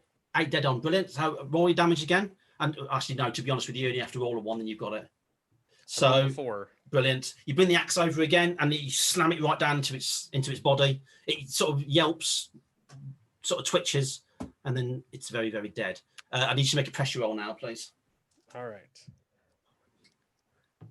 That's a D6 plus my... Plus your strength and your education scores. 12. 12, brilliant. So, yeah. You've been in a few situations before. Yeah, you know the score. So, but yeah, you never attacked by a dog before. Yeah, Polly is not.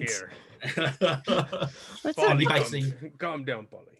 So you're basically standing in the corridor with a bloody dripping axe, looking down at this Alsatian type, this shaved Alsatian with strange sobbistic things sticking out of his shoulders. Very, very dead. We need to go right now. Remy, the howl in the Agridome is loud, and people sort of look up, and then suddenly there's a scream to the right. And where the ferns have grown the most, you see an acolyte staggering backwards with one of these dog things wrapped around its arm, and it's literally going nuts. And he staggers backwards and he falls down to the ground. The dog's just yanking at his arm. The other acolytes are looking. They have absolutely no idea what to do. One of them grabs his hoe and starts walking over, but looks really, really nervous as this acolyte is lying on the floor. Help me! Help me! As the dog's just going nuts. Pete, there's a howl in the darkness just to your right. You see movement. And by the looks of it, something was curled up on the floor, possibly asleep in the lovely warm pipes, but no more. And this dog, he jumps up. It hasn't seen you yet, and it's howling in response to this howl, which seems to be going around the entire station, and it's staring at the door.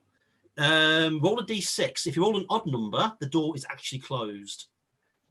I got 2. No, the door is open. The dog howls, and then runs straight past you. Let's see if it notices you. It rolled a 1. It doesn't. It runs straight past you, like within 2 feet, and then goes belting out the door. As it runs out the door, you're in the power calling 2. It runs out the door into the Agridome, and then a second later, you hear somebody screaming, and then people shouting in alarm. Bugger. All right. I'm going to panic. Yeah. I think basically I'm just going to. Okay. So I've got security, so I might look for a weapon. There's loads of weapons. In fact, there's a Dead Space style plasma sort of power unit on the floor, which you use for close quarters sort of welding. It's only got a short range, but yeah, it could do some damage.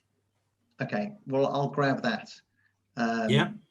We've got. Can we communicate? How do we communicate? Yeah, you've all got comm units. Yeah, it's standard equipment. There'll be like 80 messages from Polly, like online, yeah. Okay, so being as I'm like my second role is security, I'll basically say I'm in the power unit. Who's closest to me? Who is closest to you? That would be Remy in Dome 1, in the North Dome. I'm in the North Dome. Now watching somebody being savaged. I think one of the religious people has done something wrong. They've sent some kind of police dog to catch him. Okay, right. No, Remy, I'm on my way. And I'll basically just leg it towards Remy. Yeah. As you run out into the Agridome, that dog that ran past you has actually got somebody pinned onto the floor. His teeth are around his face. He's actually ripped his jaw half off. This guy's trying to scream, but he can't because he's choking on his own tongue. And there's another acolyte basically trying to drag this dog off it. This dog is just, it's just mental.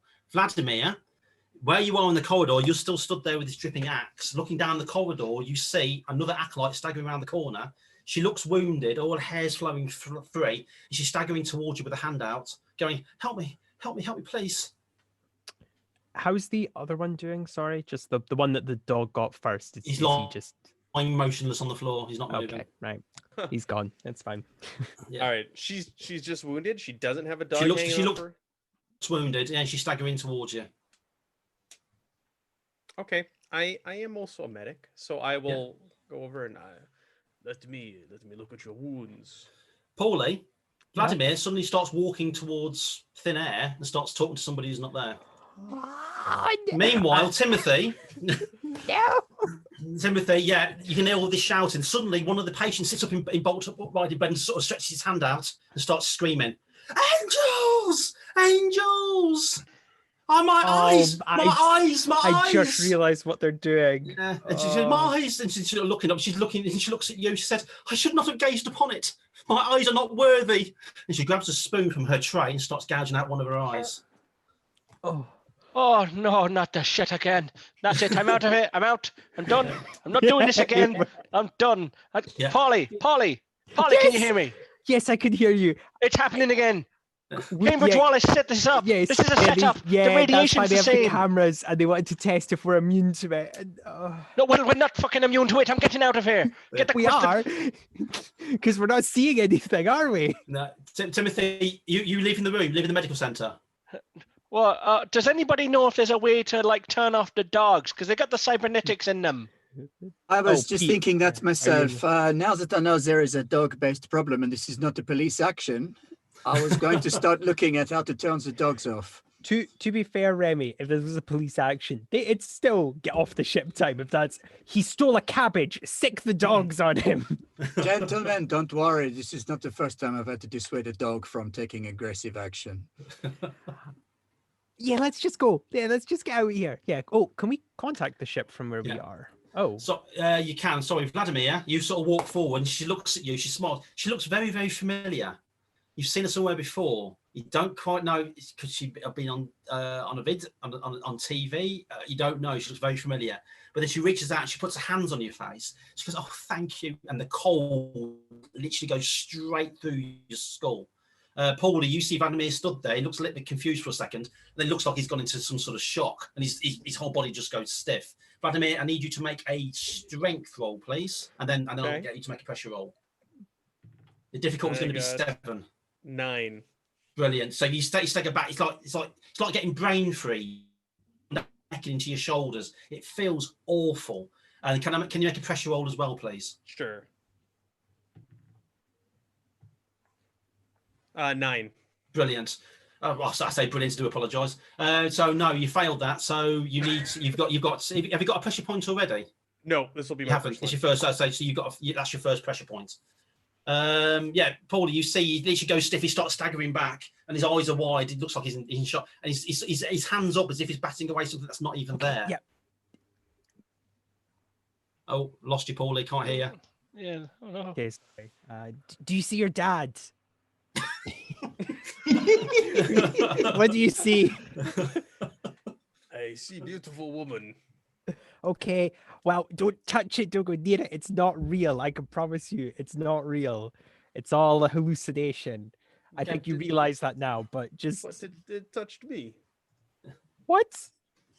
Okay. Timothy, what are you doing? Oh, sorry, no, I do apologise. Remy, back to you. So you're in the north dome. The dog is savaged the one person, and there's now, as the others start to sort of back away, it's now run after somebody else and is latched onto his upper thigh. Almost Is takes there his a way blood that out. I could get the dogs turned off? Is there a console or anything nearby that I could You need to make a science roll. try and Now, like I say, science? you've not come across these things before. You know about vat-bred dogs, but you've no idea about these little cybernetic implants. Oh, it's shouldn't be looking too hard good. to figure out. 7 plus 5 is 12. Brilliant. So yeah, you're thinking about it. Hang on a second. If they got 6 cybernetic- plus 5, then I must have added it up wrong because you can't get 12 with a roll of 5, can you? There we go. Yeah. Point. So yeah, you sort of 11. look at it, you're thinking they must be able to switch them off because the cybernetic implants are there as a fail-safe device. Mm. These things have only got a short lifespan, which means there must be somewhere on the station where you can actually just switch these things off and basically just shut them down. But where's that going to be on board the Paladin Rock? Control room or supervisor's office So would which be one do you my. head to? I'm going to head to the supervisor's office because it's the nearest one. Gotcha. I'm going to belt it there at best speed. And if it's not there, then I know I can go to the control room next. Gotcha. You go running down the corridor that connects the one to the main area. There's acolytes. There's one acolyte up against the wall, sort of looking up, and you see he's got his fingers in the wall. And he's dragging his fingers down, so he snaps all the nails back. So it's just blood, which he's just pulling down. And he's sort of looking. He's trying to go, "Where's the door? Where's the fucking door?" And he's just clawing at the wall. Oh, God, it's a lovely space commune, they said. It'll be nice. Got to go and have a nice rest in the Agrodon, they said. Get some real oxygen. No. Well, Let's get attacked by rabid space dogs. Yeah. As you go heading down that corridor, you can then start hearing human screams. It's not just because of the dogs. In fact, Timothy, back in the med bay, that person is now gouged out one eye, and it's now starting to turn onto the other eye, whilst the person in the opposite bed is sort of stood up, sort of looking around, sees you. His face turns to pure rage, points at you and goes, "Demon!" and then leaps out the bed and starts running towards you. Well, that's not fucking good. Is there any fire extinguishers? Timothy's chosen weapon. What next to the door? What next to the exit that he's standing by? So Timothy just grabs it. Kong. Okay, it's running towards you. Okay, so it's going to be a basic attack. You've got no kind of security skill, have you? Nope. So it's going to be a basic strength attack. So strength plus your d6, and you're going to have to beat one. You have to beat a 4. Wow, I rolled a 6, so I got 9 in total. That's a brilliant. So that's max. So you swing around. It's going to be like a cudgel. What's the strength? Sorry, strength of 2. So that's unconscious. Comes running towards you. You literally just grab the hold of the fire extinguisher, sort of butt end first, boom, straight in the face. They sort of go, and then down on the floor. Now you rest there. Don't do anything else so stupid. Yeah. And then this one that's gouged out their eyes. I mean, it's at the point now where I probably can't help them. No, they're just on the floor. They're sat on the bed. Their eyes on the floor somewhere. You see there's sort of the nerve endings sort of hanging out. He's just there with a big smile on her face. I'm assuming I'm assuming that because it's the med bay, there's going to be a sedative. Oh, there's loads, yeah. Yeah, so I'm just going to go over the fire extinguisher. Yeah. Yeah, well, I'm going to go over and jab her with a sedative, and then I'm going to strap her and the other fella down. Now, the woman who came in and asked for my help, is she still in the room with me as well? No, she's in the corridor at the moment. Okay. Well, she disappeared into the corridor, but that's the last you saw her. Okay, so I'm going to tentatively go around the corner with my fire extinguisher. Yeah. Hello, miss. You're still out here. Yep. She sat on the floor, sort of just with the fingers in a staple, just sort of looking at the floor. She's got a hand over her mouth, and she's looking at the floor, just sort of looking around, as if there's something on the floor. She doesn't respond to me. No. Okay. Well, this has all gone to hell. Hey, Polly. Next time you say we got an easy job, I'm not coming with you. I just and I'm gonna slowly sort of like make my way over to the lady with another sedative while she's on the floor and jab her with a sedative and drag her into the med bay and strap her down in any way I can, whether it be duct tape or whatever. Just... Yeah. No, there's shitloads of duct tape on a space station. Yeah. It wouldn't be a space station without duct tape. No. Pete, the engineer. You go running out into the South Agrodome, and yes, there is this dog, like I say, latched onto this guy's arm, basically trying to rip the arm off. There's another acolyte there trying to hit it with a spade to try and bring it off, but the dog's having nothing of it. And there's you stood there in your engineer's clothes with a plasma cutter. And Remy was in Dome 1, wasn't he? That's right, yeah.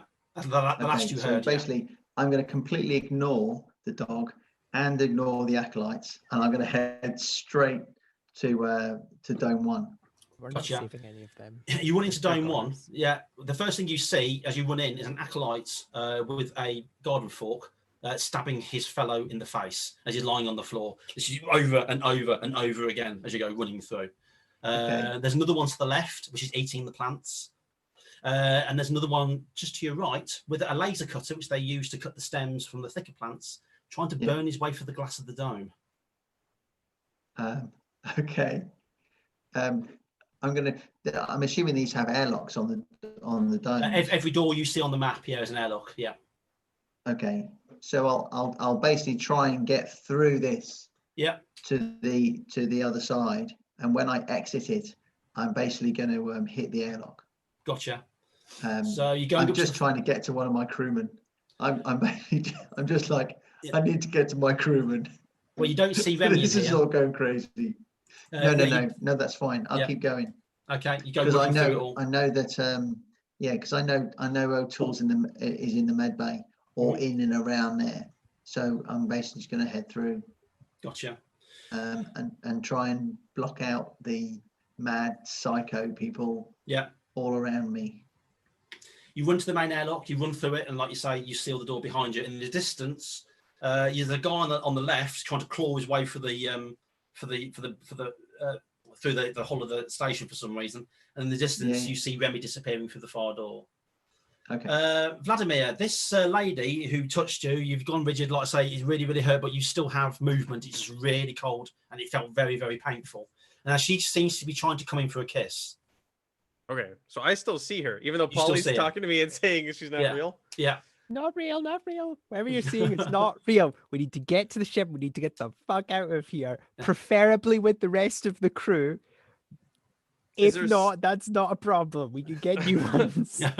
Clearly, you need to murder Paulie with an axe. He's trying to get between you and this hot lady I'm that not wants getting in to front kiss of you. him. I'm saying this behind. Ben, you need to stop giving me ideas, man. This is it's not going to look good for Paulie. Yeah. So, is there anything I can do or roll to kind of see which of the two are grabbing my attention or persuading me? Well, if I could persuade. Well, Paulie, sorry, not Paulie. Another figure has come round to your right and has gone forward, and just like he's got a knife, and he's grabbed hold of the woman's hand and pulled it off, and it looks like he's about to stab you in the face. Okay, I will swing my axe at that man with the knife. Make your attack. Paulie, can you make a strength roll and add your roll a d6 and add your strength for me? I rolled a 9. You rolled a 9. Paulie, you want to roll more than 9. I did.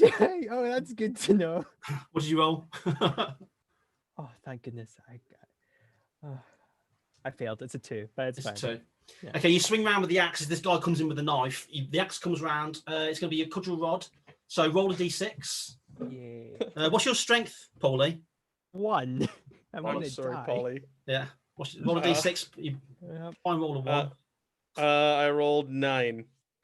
No, just 1 d6. Sorry. Oh, 5. Oh, for damage. Yeah. 5. I rolled a 5. Yeah. Okay, you spin around. The axe smacks him. Let me roll where. Oh, in the head. That's nice. It hits him right in the head. Paulie, that's the thing you see is the axe blade comes straight towards your head. Smacks you right in the head. You go collapsing down to the ground. Vladimir, you're going to have to make a education and strength score pressure roll. See if you snap out of this, because all you hear is Paulie's voice go, "Ah!" as he goes falling back. See if that snaps you out. What'd you roll? I rolled 10 total. 10 total. Brilliant. Yeah. As you sort of look down, the woman disappears, and the guy that you just smacked in the head, as he's falling down, he's kind of morphs. The knife vanishes, turns into Paulie, and then Paulie slams into the deck unconscious. Well, I say unconscious. Oh no, not again. Yeah. Yeah, it smacks right to the ground. Welcome to the 30% crew. Yeah. So you're at -1 strength, yeah? Yeah. Paulie, yeah? Yeah. Gotcha. At the moment, you're unconscious, but in a really bad way. You are going to need attention. Vladimir, he's hit the deck. He's lying there looking quite. Well, he looks dead. Blood pissing out of the temple of his skull. Yeah, I have medic as my secondary. Can I try and? Ooh, handy. You certainly can. So you're going to be. He's at -1. So let me have a look. A D6 plus your education plus your secondary, which is 1, but your target's going to be 8 because he's badly wounded. I failed. Yep. Failed. Yeah. You try to help him. It's like Paulie, but he's out. Oh man, someone hit you right in the face with an axe. Oh, it's fine. It's whatever. I think it was one of the acolytes. Yeah. Is Vladimir like sort of as he's going Paulie? Is he on open comm at the moment, or is that just like? Let's have a look, shall we? Odd number is on opens. Odd number, yeah, open comms. All you hear is just, and then you hear people shouting, and then you hear Vladimir going Paulie in a panic tone. I was definitely not on open comms when I said let's just abandon them. Yeah. Just to be clear. Hold on a second. Ah, shit. Paulie, can you hear me, Paulie? Hey, Vladimir, why can't Paulie hear me? It's been attacked by a dog. I tried to help, but the dog was wielding an axe. Yeah. Oh my god, they've got opposable thumbs. What's your current location? Where am I? We're in the hallway right outside in the hallway the bunk rooms. On the right hand side, yeah, by the bunk rooms. By halfway up the corridor. Oh, so Bunkroom. not too far from me. Okay, Polly, I'm on my way. Don't move him. I'll come and stabilize him. Yeah. Timothy, in his best portly run with his fire extinguisher. Oh shit! Yeah, you're gonna have to be quick. Make an agility roll. Oh God. Yeah. No, as long as you don't roll a 1, you'll be fine. I rolled a 5, so with my 1 agility, I get 6. Okay, that's great. You get a 6, so yeah, you're fine. You don't slip over on any of the blood that started to accumulate on the floor. As you run past the common room, there are other acolytes either damaging themselves or damaging each other. Everybody's just gone crazy. I've taken a very large supply of my bag full of sedatives now. Okay. Yeah, that's fine. But there's plenty there. Okay, so Remy, you get to you go out the corridor, and opposite you is the doorway to one of the bunk rooms. So what is it? Where were you going to? The supervisor's office. Yeah, room 6, the supervisor's office. Yeah. So like I say, you got the details on your pad on the pad that you were given. So yeah, you can swing a left and run around to the supervisor's office. Peter, you shouting anything out as you're running after him? Yeah, just Remy, wait for me, don't leave me behind. I'm going to the supervisor's office. Yeah. Catch up. Remy, you turn around, you see Pete shouting, wait for me, but then you also see behind him 2 dogs barreling down the corridor behind him. Yeah, I'm going to save him from the dogs. Okay. Well, you're doing that thing with the elevator where it looks like you're trying to hold it open, but you're actually trying to frantically close the door as quickly as possible. Yeah. Oh, thank you for helping me. Yeah, sure. So what are you going to do? Well, Pete, you're up first. You see Remy look at you, and then his eyes go past you, and then his expression changes slightly. Okay. I'll look behind me. Yeah, there's 2 dogs running towards you, both covered in blood. But do I think they've come through the closed door, or is the door now open again? No, there's a door to the left, which you run past. Yeah. Which was open. Okay. No, that's cool. So I will stop. I will plant both my feet. I will get some steely nerve going on, and I will wait to take out some dogs. So as soon as I think they're about to pounce, I shall basically just move forwards, close the distance, bam, plasma cutter to the face, and we'll just get to the hard stuff. You're going to use the plasma welder, yeah? Yeah. Brilliant. Yeah. I'm basically just going to hold it out in front of me and try and whack them. Cool. Yeah. When you turn it on, it basically, like old school tasers with the 2 points. Yeah. So they're about so far wide. So when you turn it on, the beam comes between the 2. It's a projection beam. That's fine. You can get a few feet out of it, but it'll do some serious damage if you belt somebody with it. The first dog comes barreling down and comes leaping towards you. Have you got any kind of security skill? You haven't done yet. So I've got security one. Yeah. But I'll let you use that one because you've used this this tool quite a few times before. Okay. Roll your d6, add your strength because it's a melee weapon. 4 plus strength and security, so 8. 8. So the dog needs to roll, and it really doesn't. So the first one comes running towards you. You swing out with the unit, and you slash it quite badly. It's a really powerful piece of equipment, like I say. So roll a d6. Your die cap is going to be 4. 2. 2 points. But that renders it at that gets it down to 1 point. So you slash at it with the unit, slashes right across its chest. It goes, it sort of howls and sort of staggers back, just as the other one comes flying through the air. What did you roll to attack first? I do apologise, should have asked. I rolled a 4, and then I got a strength 3 and security 1, so I got 8. 8. So the dog needs to roll basically 8 or more. The second dog needs to roll 8 or more to get you. 6, 7, 8. He rolls a 9. So the other dog comes flying through the air. You slash the first one. Its hand will fall down. As that one falls, the other one seems to come over its body, and it's going to latch onto. It's going to latch onto one of your arms. Okay. So roll a d6. If you roll an even number, it's the arm that you've got the plasma cutter in. It's an even number. Gotcha. It comes over. It grabs hold of your forearm with your plasma cutter as you go staggering backwards. It's going to do 1 point of damage. Okay. Yeah, its arms latch on. I also need you to make an agility roll to see if you drop the plasma cutter or not. I got a 1. I rolled 1. My agility is 1, so I got 2. Oh, my agility is 1. It latches straight away. The gun goes flying out of your hands. Let's see what direction it goes into. So 1, 2, 3, 4. It goes slightly behind you as it goes up in the air, bounces off the wall. And in fact, Remy, it sort of skitters towards you. Plasma cutter's all well and good, but switching the dogs off will help him more. I'm sticking to my plan. Pete turns just to see you go, Bye. Yeah. Remy, you turn and start running towards the supervisor's office. Let's hope it's the right room. And you go begging towards there. Meanwhile, Vladimir, Paulie, and Timothy. Timothy, you go running up. See, Vladimir stood there. You see an acolyte lying on the floor. He looks like he's seen better days. A dead dog lying in front of Vladimir, and then there's Paulie lying on the floor, who doesn't look like he's been smashed in the face with an axe. So he's lying there. There's blood coming out all over the floor. You go running up, and that's when you make your life-saving medical roll. Here we go. No pressure. So 5 plus 4 plus 2. It's 11. Beautiful. You literally go sort of action hero. You see him, you go running forward. You go sliding in hit first, and there he is. I'll probably stack it because I'm fat and I've got agility 1, so I kind of roll in. You sort of get there. You give me 2 minutes, and then you start sort of sorting him out. Yeah, it's a bad wound to the head, but yeah, there's going to be a skull fracture. He's going to wake up with a hell of a headache, but yeah, he's going to live. Paulie, can you please make me a strength roll? D6 plus your strength score, and your target number is going to be 7 to see if you come round or not. D6 plus my strength. Yeah. A 5. A 5, yeah, no. So I basically needed a 6. He's not going to regain consciousness anytime soon. Vladimir, I need you to make another pressure roll. Okay.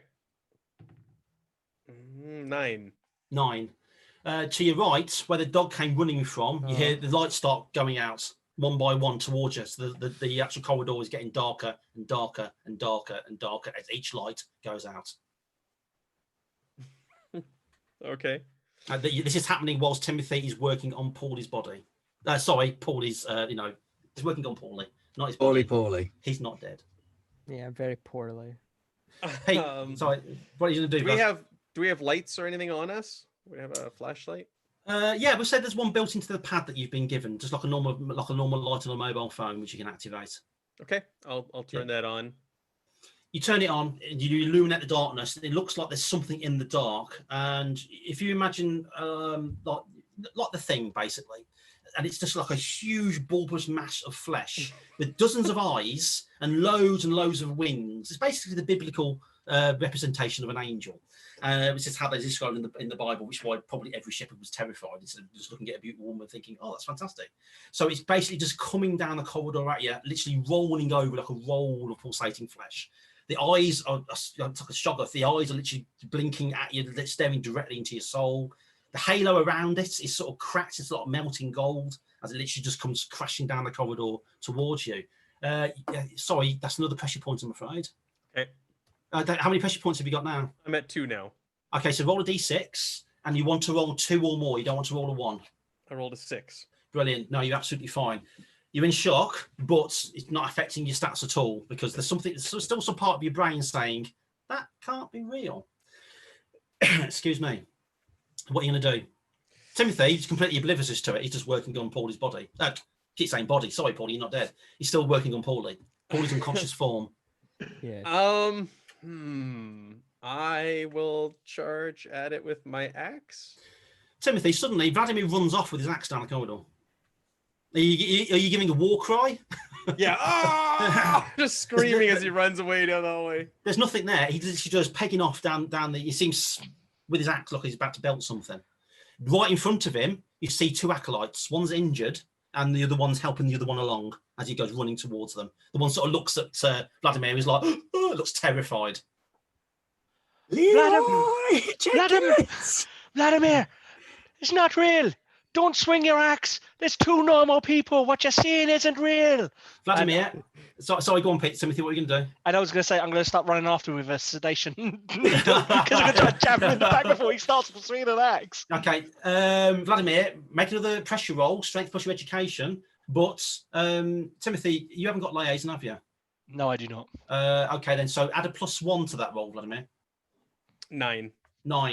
Unfortunately, you can hear Timothy shouting. You can hear somebody shouting, it's not real, don't do it, don't do it. But no, you go running forward with the axe. Do I take another point? Yes, you do. Oh, my God, yeah. So roll a d6. Okay. I could have talked you down. 1. You rolled a 1. Literally, your body's you've gone into shock. Your body's literally shaking with fear. You're going to have to reduce your agility score by 1 point. Okay. For the in the short term, as you go running forward with this axe. Make a roll, actually. Your strength plus your D6 plus your strength plus 1 to attack. I feel like if I was awake, I would warn Timothy, don't try and talk him down. That's what I did. 9. 9. Well, amazingly, the acolyte rolled 9 as well. So you actually miss. You go running forward with the axe. The acolyte sort of staggers sideways. The axe comes arching over and goes slamming into the ground. There's sparks and everything going all sorts of directions. The acolyte just screams and starts running off with his injured comrade. Starts running off in the opposite direction.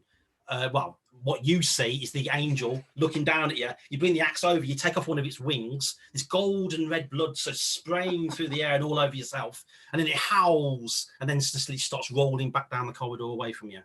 That's a job well done, Vladimir. So yeah, nightmare. Meanwhile, Pete. So this dog's savaging you and wants you dead. So it's basically, he's got his clamps around your arm. And it's just going nuts. It's just shaking its head from side to side. It's really trying to do some serious damage. The only thing you've got to hand is your toolbox or your tool belt. Okay. Is the plasma cutter that skittered off on the floor, is that still on? It is, yes. So basically, I'm going to run over and leap through the air. So try and get my arm under my body so the dog is under me and land the dog on the plasma cutter. Oh, I like your style. Okay, you go running forward. You're in God knows how much pain. In fact, I'm going to need a pressure roll from you from the previous round. So it's your strength plus your education. So 4, 3, 7, 5, 12. 12. So no, you're fine. Yeah.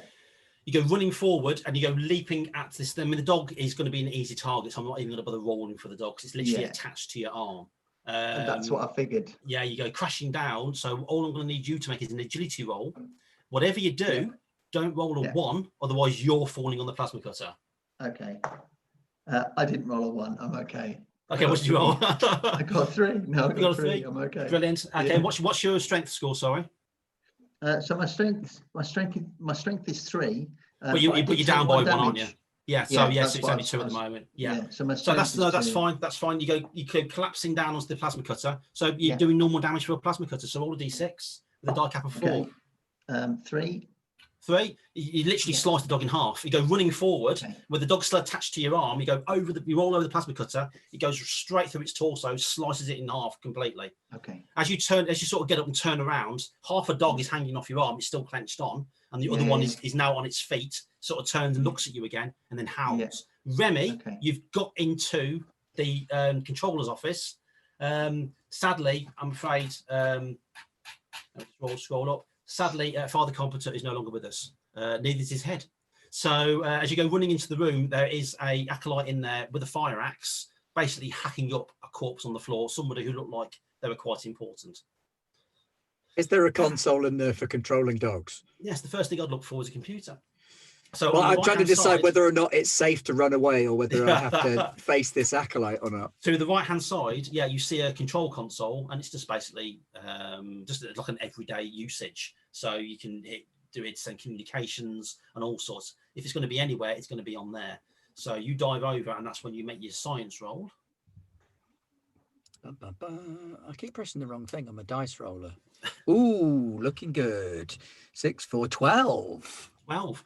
There is a protocol in there called Companion Protocol, and then there is there's different levels of sort of affection, so to speak, and then there's a 0 affection, which is basically the off button. Okay, I shall switch them off. Gotcha. Pete, the dog literally comes leaping through the air towards you. You've got a dead dog hanging off your arm. It looks like it's going to do some serious damage. What are you going to do? The plasma cutter is at my feet, isn't it? Yeah. So I'm basically going to drop down and grab it with my other hand. Yeah. And just try and push it between me and the other dog. Yeah. As it comes flying through the air, it's sort of and then suddenly it just goes lifeless. It's and hits the ground, rolls a couple of times, and then rolls and then lands at your feet. I shall pick up the plasma cutter, cut the dog off my arm, and then viciously cut up the other dog into lots of pieces. More pieces so it can come back from. Yeah. Okay.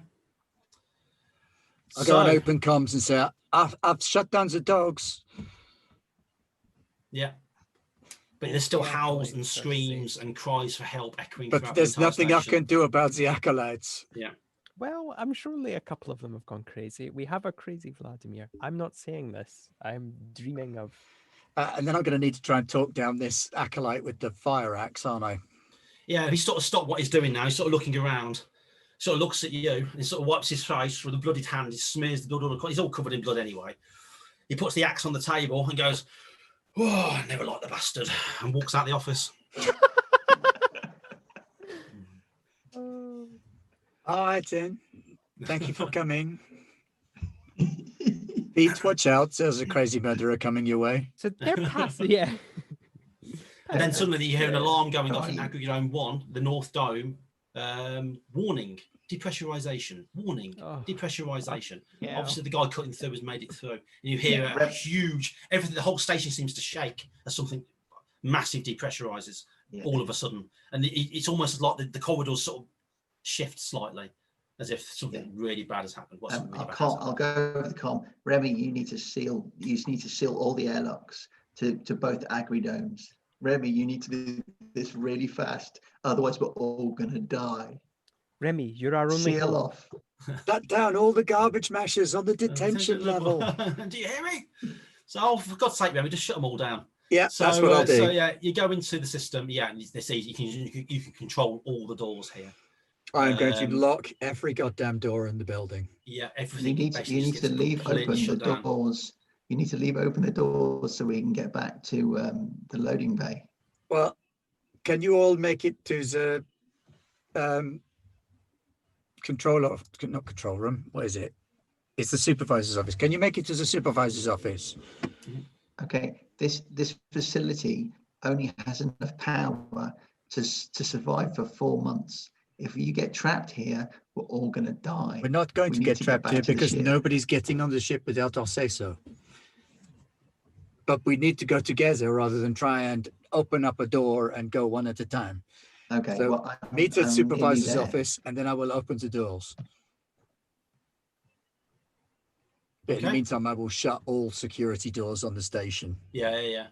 You can hear shouts in the distance. You can hear screams. The depressurization has set off alarms. It's also knocked out some lighting, so there's flickering lighting. What was lovely and bright and enjoyable is now dark and filled with a kind of whole smell of burning wire and copper. And everything's gone slightly miserable. Everything's gone totally Ridley Scott. So it's not nice at all. Vladimir, your head is pounding. You still feel the cold from that lady's touch going through your head. Something's telling you it's not real and it's all imagined, but it's just weird. But hey, you beat an angel, and that's what counts. So, Paulie, you were conscious. Tim, it's you. So yeah, basically, Remy has asked everybody to get to the supervisor's office. So is that what everyone's doing? I've just injected Vladimir in the back of a sedative. So while he was like doing this and like swinging an axe, I've like come up behind him and I've gone. Gotcha. Vladimir, I need you to make a pressure roll again, please. Okay. I've tried 12. 12. Brilliant. You feel a nick in your back. You turn around, and for a moment, it's almost like somebody stood there with a steak knife and he's trying to drive it into you. So you should have the need to defend yourself. But at the last minute, you see Timothy step away. He's just got a sedative needle in his hand. Straight away, you feel your heart rate start to slow. It's like everything's starting to slowly come back into focus. You okay there, Vladimir? I'm okay. Okay, I'm going to need your help to carry Paulie to the medical bay because I need to stabilize him. Sure. He looks at Paulie. He looks at the acolyte. He looks at the axe in his hand. It was not me. It was him. And he points at the dead acolyte on the ground. Vladimir, you don't need to explain yourself. I've been through this once already. I know the shit that's going on right now. We'll talk about it later.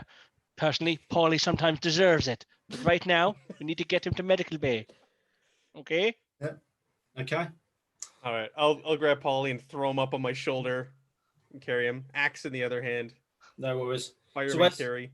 So where you headed to, everybody? Are you going to the supervisor's office or? I'm going to radio through and go, Paulie's badly injured, so me and Vladimir have to take him to the medical bay so I can stabilize him and maybe get him back to being conscious again. All right, I will open the medical bay. Yeah. Thank you. You open up the medical. Oh, you strapped everybody down in the medical bay, didn't you? I did indeed strap everyone down. Good thinking, because when you get there, the door slides open. The door's already open, and they are going nuts trying to get out of their beds. That's gaffer tape.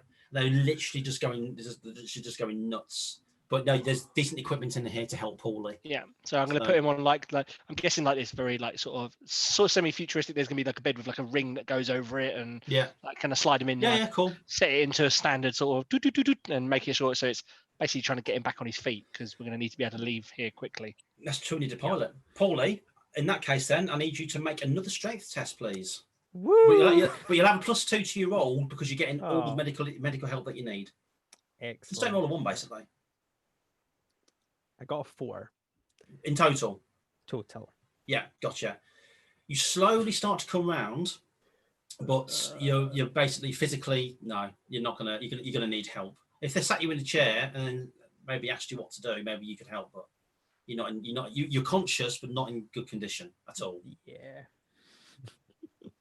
Pete, where were you headed to? Sorry, mate. Pete, where were you headed to? I'm trapped in the corridor.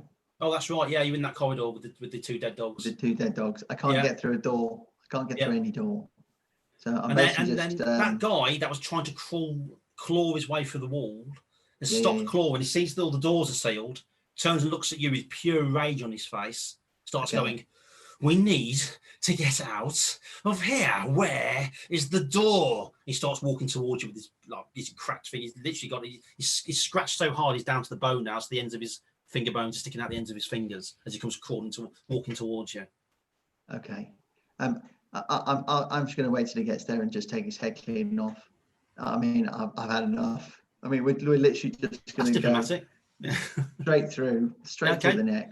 Okay, make your roll. He's not even going to try and stop you. So you're going to have to beat his basic strength score, which is 3, which I don't think you're going to have any trouble doing. Well, I only rolled a 2. My strength is 2, so I've got 4. But that's enough. That's enough. You sort of walk up to him. He comes walking towards you. His eyes are bloodshot. There's blood coming out of his ears and out of his eyes. He's not in a good way. In fact, he looks a lot worse than any of you guys did when you finally got off the other ship. And then just you sort of look at him, and then with one swing, he drops down onto the floor at peace. Yeah. Remy, can you open this door for me? Yeah. Tap. Open that door so that he can get through. You key it open, the door slides open, and then a screen comes alive to your right, Remy, and it's the docking area. It looks like the ship's prepping for dust off. Oh, you've got to be fucking kidding me. Okay, everybody, we need to go. We need to go now because the ship is prepping itself for dust off, and that's not okay. Okay. Can you open the doors to the ship, and I can try and get there? That's it. No problem. Has anybody spoken to Carter? It was on the to-do list, and I got thwacked. On radio, Carter, why is the ship prepping for departure? I am following protocols, sir. I am preparing the ship for evacuation. Excellent. Good choice. We will be there momentarily. Do not leave without us. Oh, you are not part of the protocol, sir. Please explain. Thank you, sir. I appreciate your time with me on the ship, and I hope that your journey here was a pleasant one. If you do wish to return to the ship, please do not. And why is that? This is protocol. Keep talking while we run. Just like there has been an infection or some form of outbreak on the station. I cannot allow you to return to the ship and possibly spread the infection to other locations. We will have full medical workup taken care of as soon as we get back. We cannot pass an infection to the ship. Unfortunately, sir, that is against quarantine protocol. You know the rules, 24 hours for quarantine.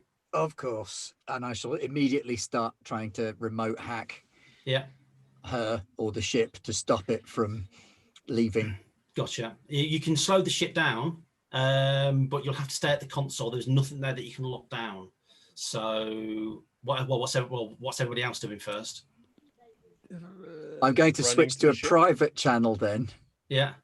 To tell everybody, get to the ship. I will hold it as long as I can. But don't leave without me. Oh, fucking hell. Yeah. You'll have to stop Carter from leaving. She's engaged quarantine procedures. Go. Okay. Yeah. All right. Quickly. Yeah, sure. Everybody starts pegging it. Now you're going to have to help Paulie. One of you will be at half speed. With both of you, you'll be at 2/3 speed, but you can still make good time as you go pegging it down towards the dock. I will have to ask. I'm going to make a roll for Sam to see how fast she is to get everything sorted. everybody's going to have to make agility rolls, except for Paulie, because you're being carried, and the people carrying him will also be at -1 agility. Yeah. So I've got 0 agility. Excellent. So yeah, you just roll a d6 basically. I just rolled a 6 though. That's got there we go. That's not bad. What do you want me to do if I'm staying put and trying to slow her down? I need you to make another science roll, and your target number is going to be 8. Hey, we're in luck. 8 without the science, so 10 total. You can't do much because there's no auto dock software, so there's nothing holding the ship. But what you can do is try and keep the magnetic clamps in place. Now, for safety reasons, the ship always takes precedence over magnetic clamps. So all you can do is basically just keep them running to stop the ship from moving. Yeah. So sorry, what were the rolls? Sorry, Tim, you got 6. Vladimir, 6. What did you get? 3. 3. Oh dear. Pete, what did you get? A 5. A 5. Oh shit. So the poorly guy with no agility. I was about to say, I am basically listening to all your scores, and all I'm thinking in my head is, oh bollocks. So you're basically all heading down the corridors as you guys go around the corner. You guys with Paulie. Sorry, go on. Yeah, I would have been ahead, wouldn't I? That's right. You're in that corridor already. So you're probably, by the time the guys get to the top of that corridor leading down to the bay, you're already in the bay. As you go running in, there's 3 dead acolytes sort of lying on the floor. Yeah. You see the ladder going up to your ship. The airlock above it keeps trying to close, then stops as the magnetic clamp protocols come in, and then it slowly opens again. It looks like it's really wants to close, and then your comm starts beeping, Remy. Answer the comm. Remy, this is Sam Carter. Can I ask you why you are still engaging the magnetic clamps? I just think it's a little too early to be evacuating just yet. Unfortunately, the outbreak is severe. There will already be registered deaths. I cannot allow the ship to stay here and possibly become infected. Yes, but we do not know the nature of the outbreak. So first we have to determine whether or not it is viral or transmissible. And in that period of time, anything could happen. It is safer if the ship is detached and it's taken to a safe distance. Luckily, I am a fully qualified scientist, so I'll be able to run these assays very quickly. Meanwhile, Pete, you got there first. Okay. Do you want to try and go? This door really wants to close, and it closes fast as well. So you need to be careful. Yeah. Okay. I'm going to climb up and try and get through the door as it's trying to close. Yeah. I don't really have a choice. Okay, Remy, you can see you're trying to hold these magnetic clamps in place to stop the ship basically from sealing itself off and take off. I need you to make a science roll, and your difficulty is going to be. Your difficulty is going to be 10. No pressure. Is it possible that we can give the synth a logical fallacy? Like if we liaison or chat with it, could we trick it? No, seriously, could we confuse it enough to make it Teach me more of this thing you Earth people call kissing. No, like his head explodes. I don't know, like episode 7 of Star Trek. It's the only thing I'm good at is talking to people, so I'm just trying to help as best I can. 7, 11. 11, brilliant. Okay, you managed to stop the door. As you're going through, Pete, the door looks like it's about to literally close on your waist. You're going to go full Starship Troopers captain. So I need you to make a D6 roll, and it's an agility roll. But thanks to Remy's roll, it's going to be easier for you. So your target's only 5. Okay. Oh, God. My agility is 1. Should have made a note. So, what did you? Okay, I failed. Oh, no! And you're gone. Just. I rolled a 3, so I've got 4. Okay, the door, as you're going through, the door comes out your sort of chest height, goes slamming into you. The actual security protocols haven't worked properly because all you could control, Remy, unfortunately, is magnetic clamps. You can't control anything on the ship. Pete, what's your strength at the moment? 2. Right. Okay, you take 4 points of damage. Okay. So that puts me on -2. Okay, so strangely enough, you're unconscious. You're kind of like a toothpaste. Okay, you're in serious trouble, and you will die in a number of rounds equal to your full strength score unless you get first aid. But half of me is now inside the ship, which means the infection is now inside the ship, which means the ship must quarantine here. I like your thinking. Sam can't take the ship away. That's the last thing you. That's the last thing you gasp before you lose consciousness. Even if yeah. Okay. So can one of us commune that to Sam to kind of get that Pete logical did. fallacy? That was the last thing he said. I'm kind of shouting. You said I'm that. shouting Excellent. that. Awesome. As I'm going through the airlock, I'm saying the infection is inside. You have to quarantine. And then the door closes on you. Right. You've still got. What's your full strength score before any? 3. It was 3. So, guys, Tim, Vladimir, Paulie, if you can get to him within 3 rounds, then you might be able to administer first aid. But Timothy, so it's going to be on you basically, and because you can only go as fast as the slowest guy. So you need to make a D6 roll plus your agility. It's going to be standard. What is your agility? 1. Okay. 1, and you're carrying me still. Well, I mean, at that point, you chuck me. I wouldn't chuck you, but I'd be like, Vladimir. Vladimir, you carry a Paulie. Pete needs a main medic because I've probably got like his stats on. I've probably got my crew stats come up on my little... on a pad. Yep. So I'm like, I've got to run. Yeah. And I roll. Oh no, I only got 3 with my 3. You go running down the corridor, and you can hear Pete's. He's going. It's inside the ship. The money's in there. And then he literally just passes out, and he's gone. As you go running down the corridor, you failed your first roll. Make a second roll, please. Remember, you got 3 rounds. I failed a second roll. Okay, again. So as you run into the thing, you can see his legs hanging from the hatch. Make a roll, actually, Remy, please. See if you can get the hatch open again. Not that you want to fall 2 meters to the ground. 11 again. 11, brilliant. The door sort of jerks and stutters. His body falls to the ground. Tim, you can make one more roll. This is your last chance. This is his first round. You need to make it. No pressure. I didn't make it. Oh. You get to him. You slide next to Pete. You get to him. You put your fingers. You go, Pete, and you're too late. His chest is at a peculiar concave angle. Unfortunately, he's very dead. But you did shout out about the infection. Remy, you heard that over the comm. And Paulie's brilliant idea combined with that means that I can now say to Carter, by closing the door on Pete, you have spread any potential contaminant into the ship. You are now required by protocol to remain quarantined at the station. Do you have a liaison officer skill? Yes, I do. It's my secondary skill. Education plus 4. Liaison officer and plus the D6. Okay. Education 4, liaison officer 5, plus 3, 8. Okay. You put the call through. There's a period of quiet. Sam listens to what you've got to say. There's a humming in the background. Everything goes quiet. All you can hear is over the comm is Tim going, Peter. And then she goes, understood. And then powers down and the door slides open. And the undocking procedure is cancelled. Oh, that was close.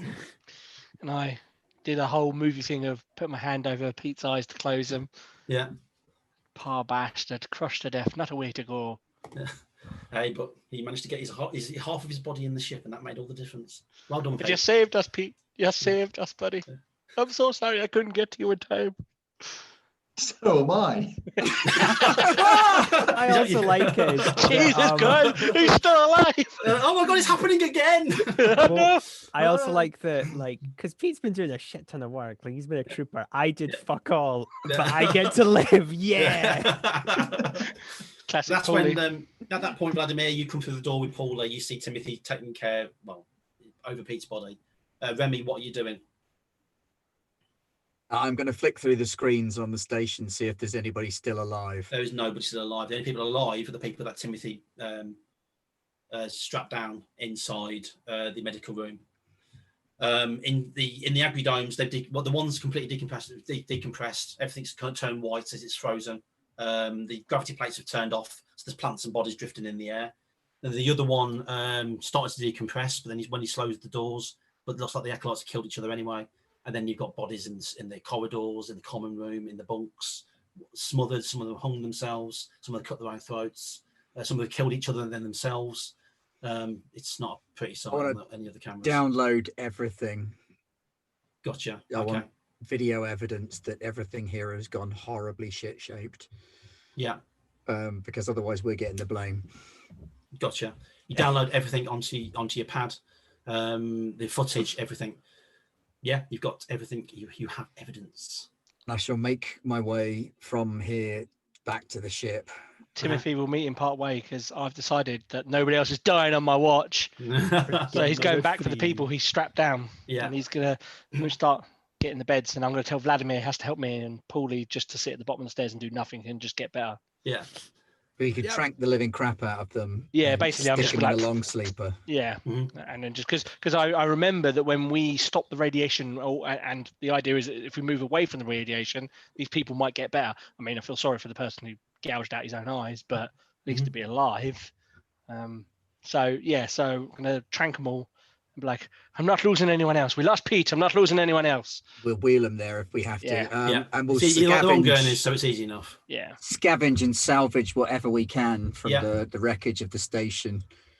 There's plenty in there. You can't get to the storage room unless you go spacesuit, but it's sealed in there, so you should be able to sort it out. But yeah, you can get all kinds of. I mean, the ship itself is already set up for a year's worth of rations anyway, so you'll be absolutely fine. But any other equipment that you need. I also want to take some samples to see if there was a contamination, and then me and Timmy can run medical and scientific analyses to check for pathogens. Well, Tim, I need you to make another one of your medical rolls. If you, in fact, both of you make rolls, one medical, one scientific. See if you come to the same conclusion.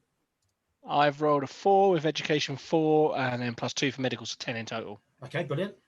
And I rolled a 4 with education 4 and science +2, so also 10. Brilliant. You both come to the conclusion that the contaminant, the actual radiation exposure, came from your ship. Yep. Who'd have thunk it? You can actually localize it. Unfortunately, Pete's not around to find it. But yeah, by the looks of it, the exotic particle from the engine from the ship that you tried to get hold of is actually emanating from your vessel. Son of a bitch! It's us. We're the problem. So it is us. We're the problem. We're also the source of the contamination. What, us personally? I don't think so. I think it's our ship. Well, how's it coming from the ship? The ship was never exposed to the radiation. No, but remember last time it came from an engine. Yes, it came from an engine. This is a setup. Cambridge Wallace did this on purpose. It's come from an engine into us and then back into the ship we've traveled on. They've sent us here to test the effect of this radiation. Sam's off, right? Off. If I go up there and like wave a hand in front, just off. Yeah, okay. I'm just gonna maybe, while they're having this discussion, maybe just like move it gently, maybe strap it down with it, just to be on the safe side, just in case when it wakes up it goes. Yeah. I'll be doing that. That's no problem at all. It's best to have a working SAM when you're in transit, but that's up to you. No. It'll just once we are going and we ask, it'll be like, oh. Yeah, so from our results, is it actually coming specifically from our ship, or is it actually us that's causing No, this? it's from your ship, and specifically, it's coming from the engine. Oh, maybe it's They've like worked out the engine from the other ship and put it into this one? Well, maybe, okay, this is now nonsense. Maybe it's like leaded petrol, where this is what's happened, and now people are going, maybe using this type of fuel is not good for humans to be anywhere near. We need to check the engine. Yeah. Vladimir, you found some cameras, didn't you? Yes. That is pretty suspicious. Did you find where they were beaming to? Because it's not on here, is it? Yes, not local. They go somewhere else. Someone's watching from far off. This is a setup. I look at one of the cameras and I just go, "You're bastards." They wanted to see what would happen when the radiation exposure hit these people. What do we do? Well, we're still being exposed. Yes, but we don't seem to be affected like we did last time. Well, I don't know. Well, I haven't seen anything crazy. When I say that, I've seen other people murdering each other. Me either, but maybe that's the biochemical change in our brains. We have a resistance to this radiation. Perhaps you should analyze Vladimir's brain pattern again. And I walk up to Vladimir and I'm like, yeah. He's now got the same altered brain chemistry and brain pattern as the rest of you. Yep. Now that he's been exposed to it, that's like getting flu, I suppose. Once you get it once, it sort of gives you an immunity for a little while. But yeah, he's sharing the same sort of brain pattern as the rest of you. He's got a splitting headache, not as bad as Paul is, but he's got a splitting headache. But Paul's was literally a splitting headache. It was, yeah. But no hard feelings, Vladimir. It's all. I say that over the comms. It's fine. Yeah, it's really bad. You're going to maybe need to get some surgery on that. You know what? It's just we'll deal with it later. I've got Sam here, so it's fine. We'll just make sure nothing happens. We should take Pete with us as well. We can't leave his body here. No, of course. We're not gonna leave a fellow crew member. Hey, we're being raided. Here come the Free League. And Diesel Shot. And Spider Queen Long. You've joined us just in time to find out that our employers have stitched us up and sent us here to use the radiation in our engine to brutally murderize a bunch of religious nutcases. That's what we need. I think they were Welcome. Nice people. I think they were legitimately nice people who were just because they just thought, no one's going to worry about these if they go missing. I was actually going to... Has anybody seen the giant WWE lady? Has anybody seen her? No. And that's where we'll leave it. I was going to say, because... they slowly, as you say that, slowly the camera fades to black, and then it goes into a cutscene with two Cambridge Wallace officers looking at a screen full of monitors showing different angles from all over the station with everything going wrong. And the one that you spoke to sort of nods and goes, well, as weapons tests go, that was a pretty good one. And this officer next to him turns and goes, but they survived. Yeah, we're going to have to do something about that. And that's the end, guys. Oh, great. That's awesome. I loved it. Very good. All right. Thank you, Pete. I'm so sorry, mate. It wasn't my intention to murderize you, but That's all good. these things happen. Yeah. But thank you for your sacrifice. excellent. I mean, you nearly died, 4 times last time through failed agility rolls? Yeah, that is true, yeah. His bomb was about to get you sooner or later. I think you knew, didn't you, Simon? The second you looked up at that hatch and it was going like that, you were like, oh, agility 1, I'm not there. I'm not make it, yeah. But it was good thinking, though. When you went through, and it was good thinking to shout that out, because to be honest with you, I wasn't expecting that. No, I was waiting for Remy to make a really high roll. Yeah, as long as I could get some on me in the ship, because I even thought if I still had a bit of dog hanging off my arm, I could just throw it into the ship, and that would have been fine. Brilliant. But no. No, excellent. Well done, guys. Everybody's shouting episode 3 in chat. Yeah, episode 3. My only fear about episode 3 is that episode 3 is the Alien 3. It's when the company comes after us. Yeah. Oh, I should have saved the dogs for that one. Oh, bloody hell. Dogs were terrifying. I was just like, hi there. Oh my God. Hello, coot puppy. Oh, great, my fingers. Yeah. It's, I think it was like scary this time, because this time it wasn't us seeing it. We were just seeing everybody else doing the stuff. Yeah. And especially that bit when you were describing about that guy doing scratching on the wall, that was really getting me. Yeah. I was just like, oh, stop it. Cool. Well, thanks, guys. Thanks for coming out to play. Really enjoyed that. Great game. Thank you. But no, I enjoyed that. Great fun. Lovely to have you. Always welcome on the channel. Ditto, Matt. Lovely to have you along again. Nice to see you. See you Thursday. Yeah, I'll see you on Thursday. Yes, thank you so much. It was great to be here again. I hope to come back again soon. Part 3. If Jonathan wants to run that for us, that would be amazing. That'd be awesome. Well, thank you for joining us this afternoon on Gobblad Games. Don't forget to check our Discord, our Patreon, our Facebook, our red bubble, our pink bubble, our beige bubble. Just check all the bubbles. Yeah, every bubble. If there's a bubble, check it. Pete's busy spamming the chat with all of our links. I did do it earlier, so don't worry, you have seen them before. But it would be villainifying animals is becoming canon here. Yeah. Oh, yes, don't forget to check the Michael bubble. But thank you so much for joining us.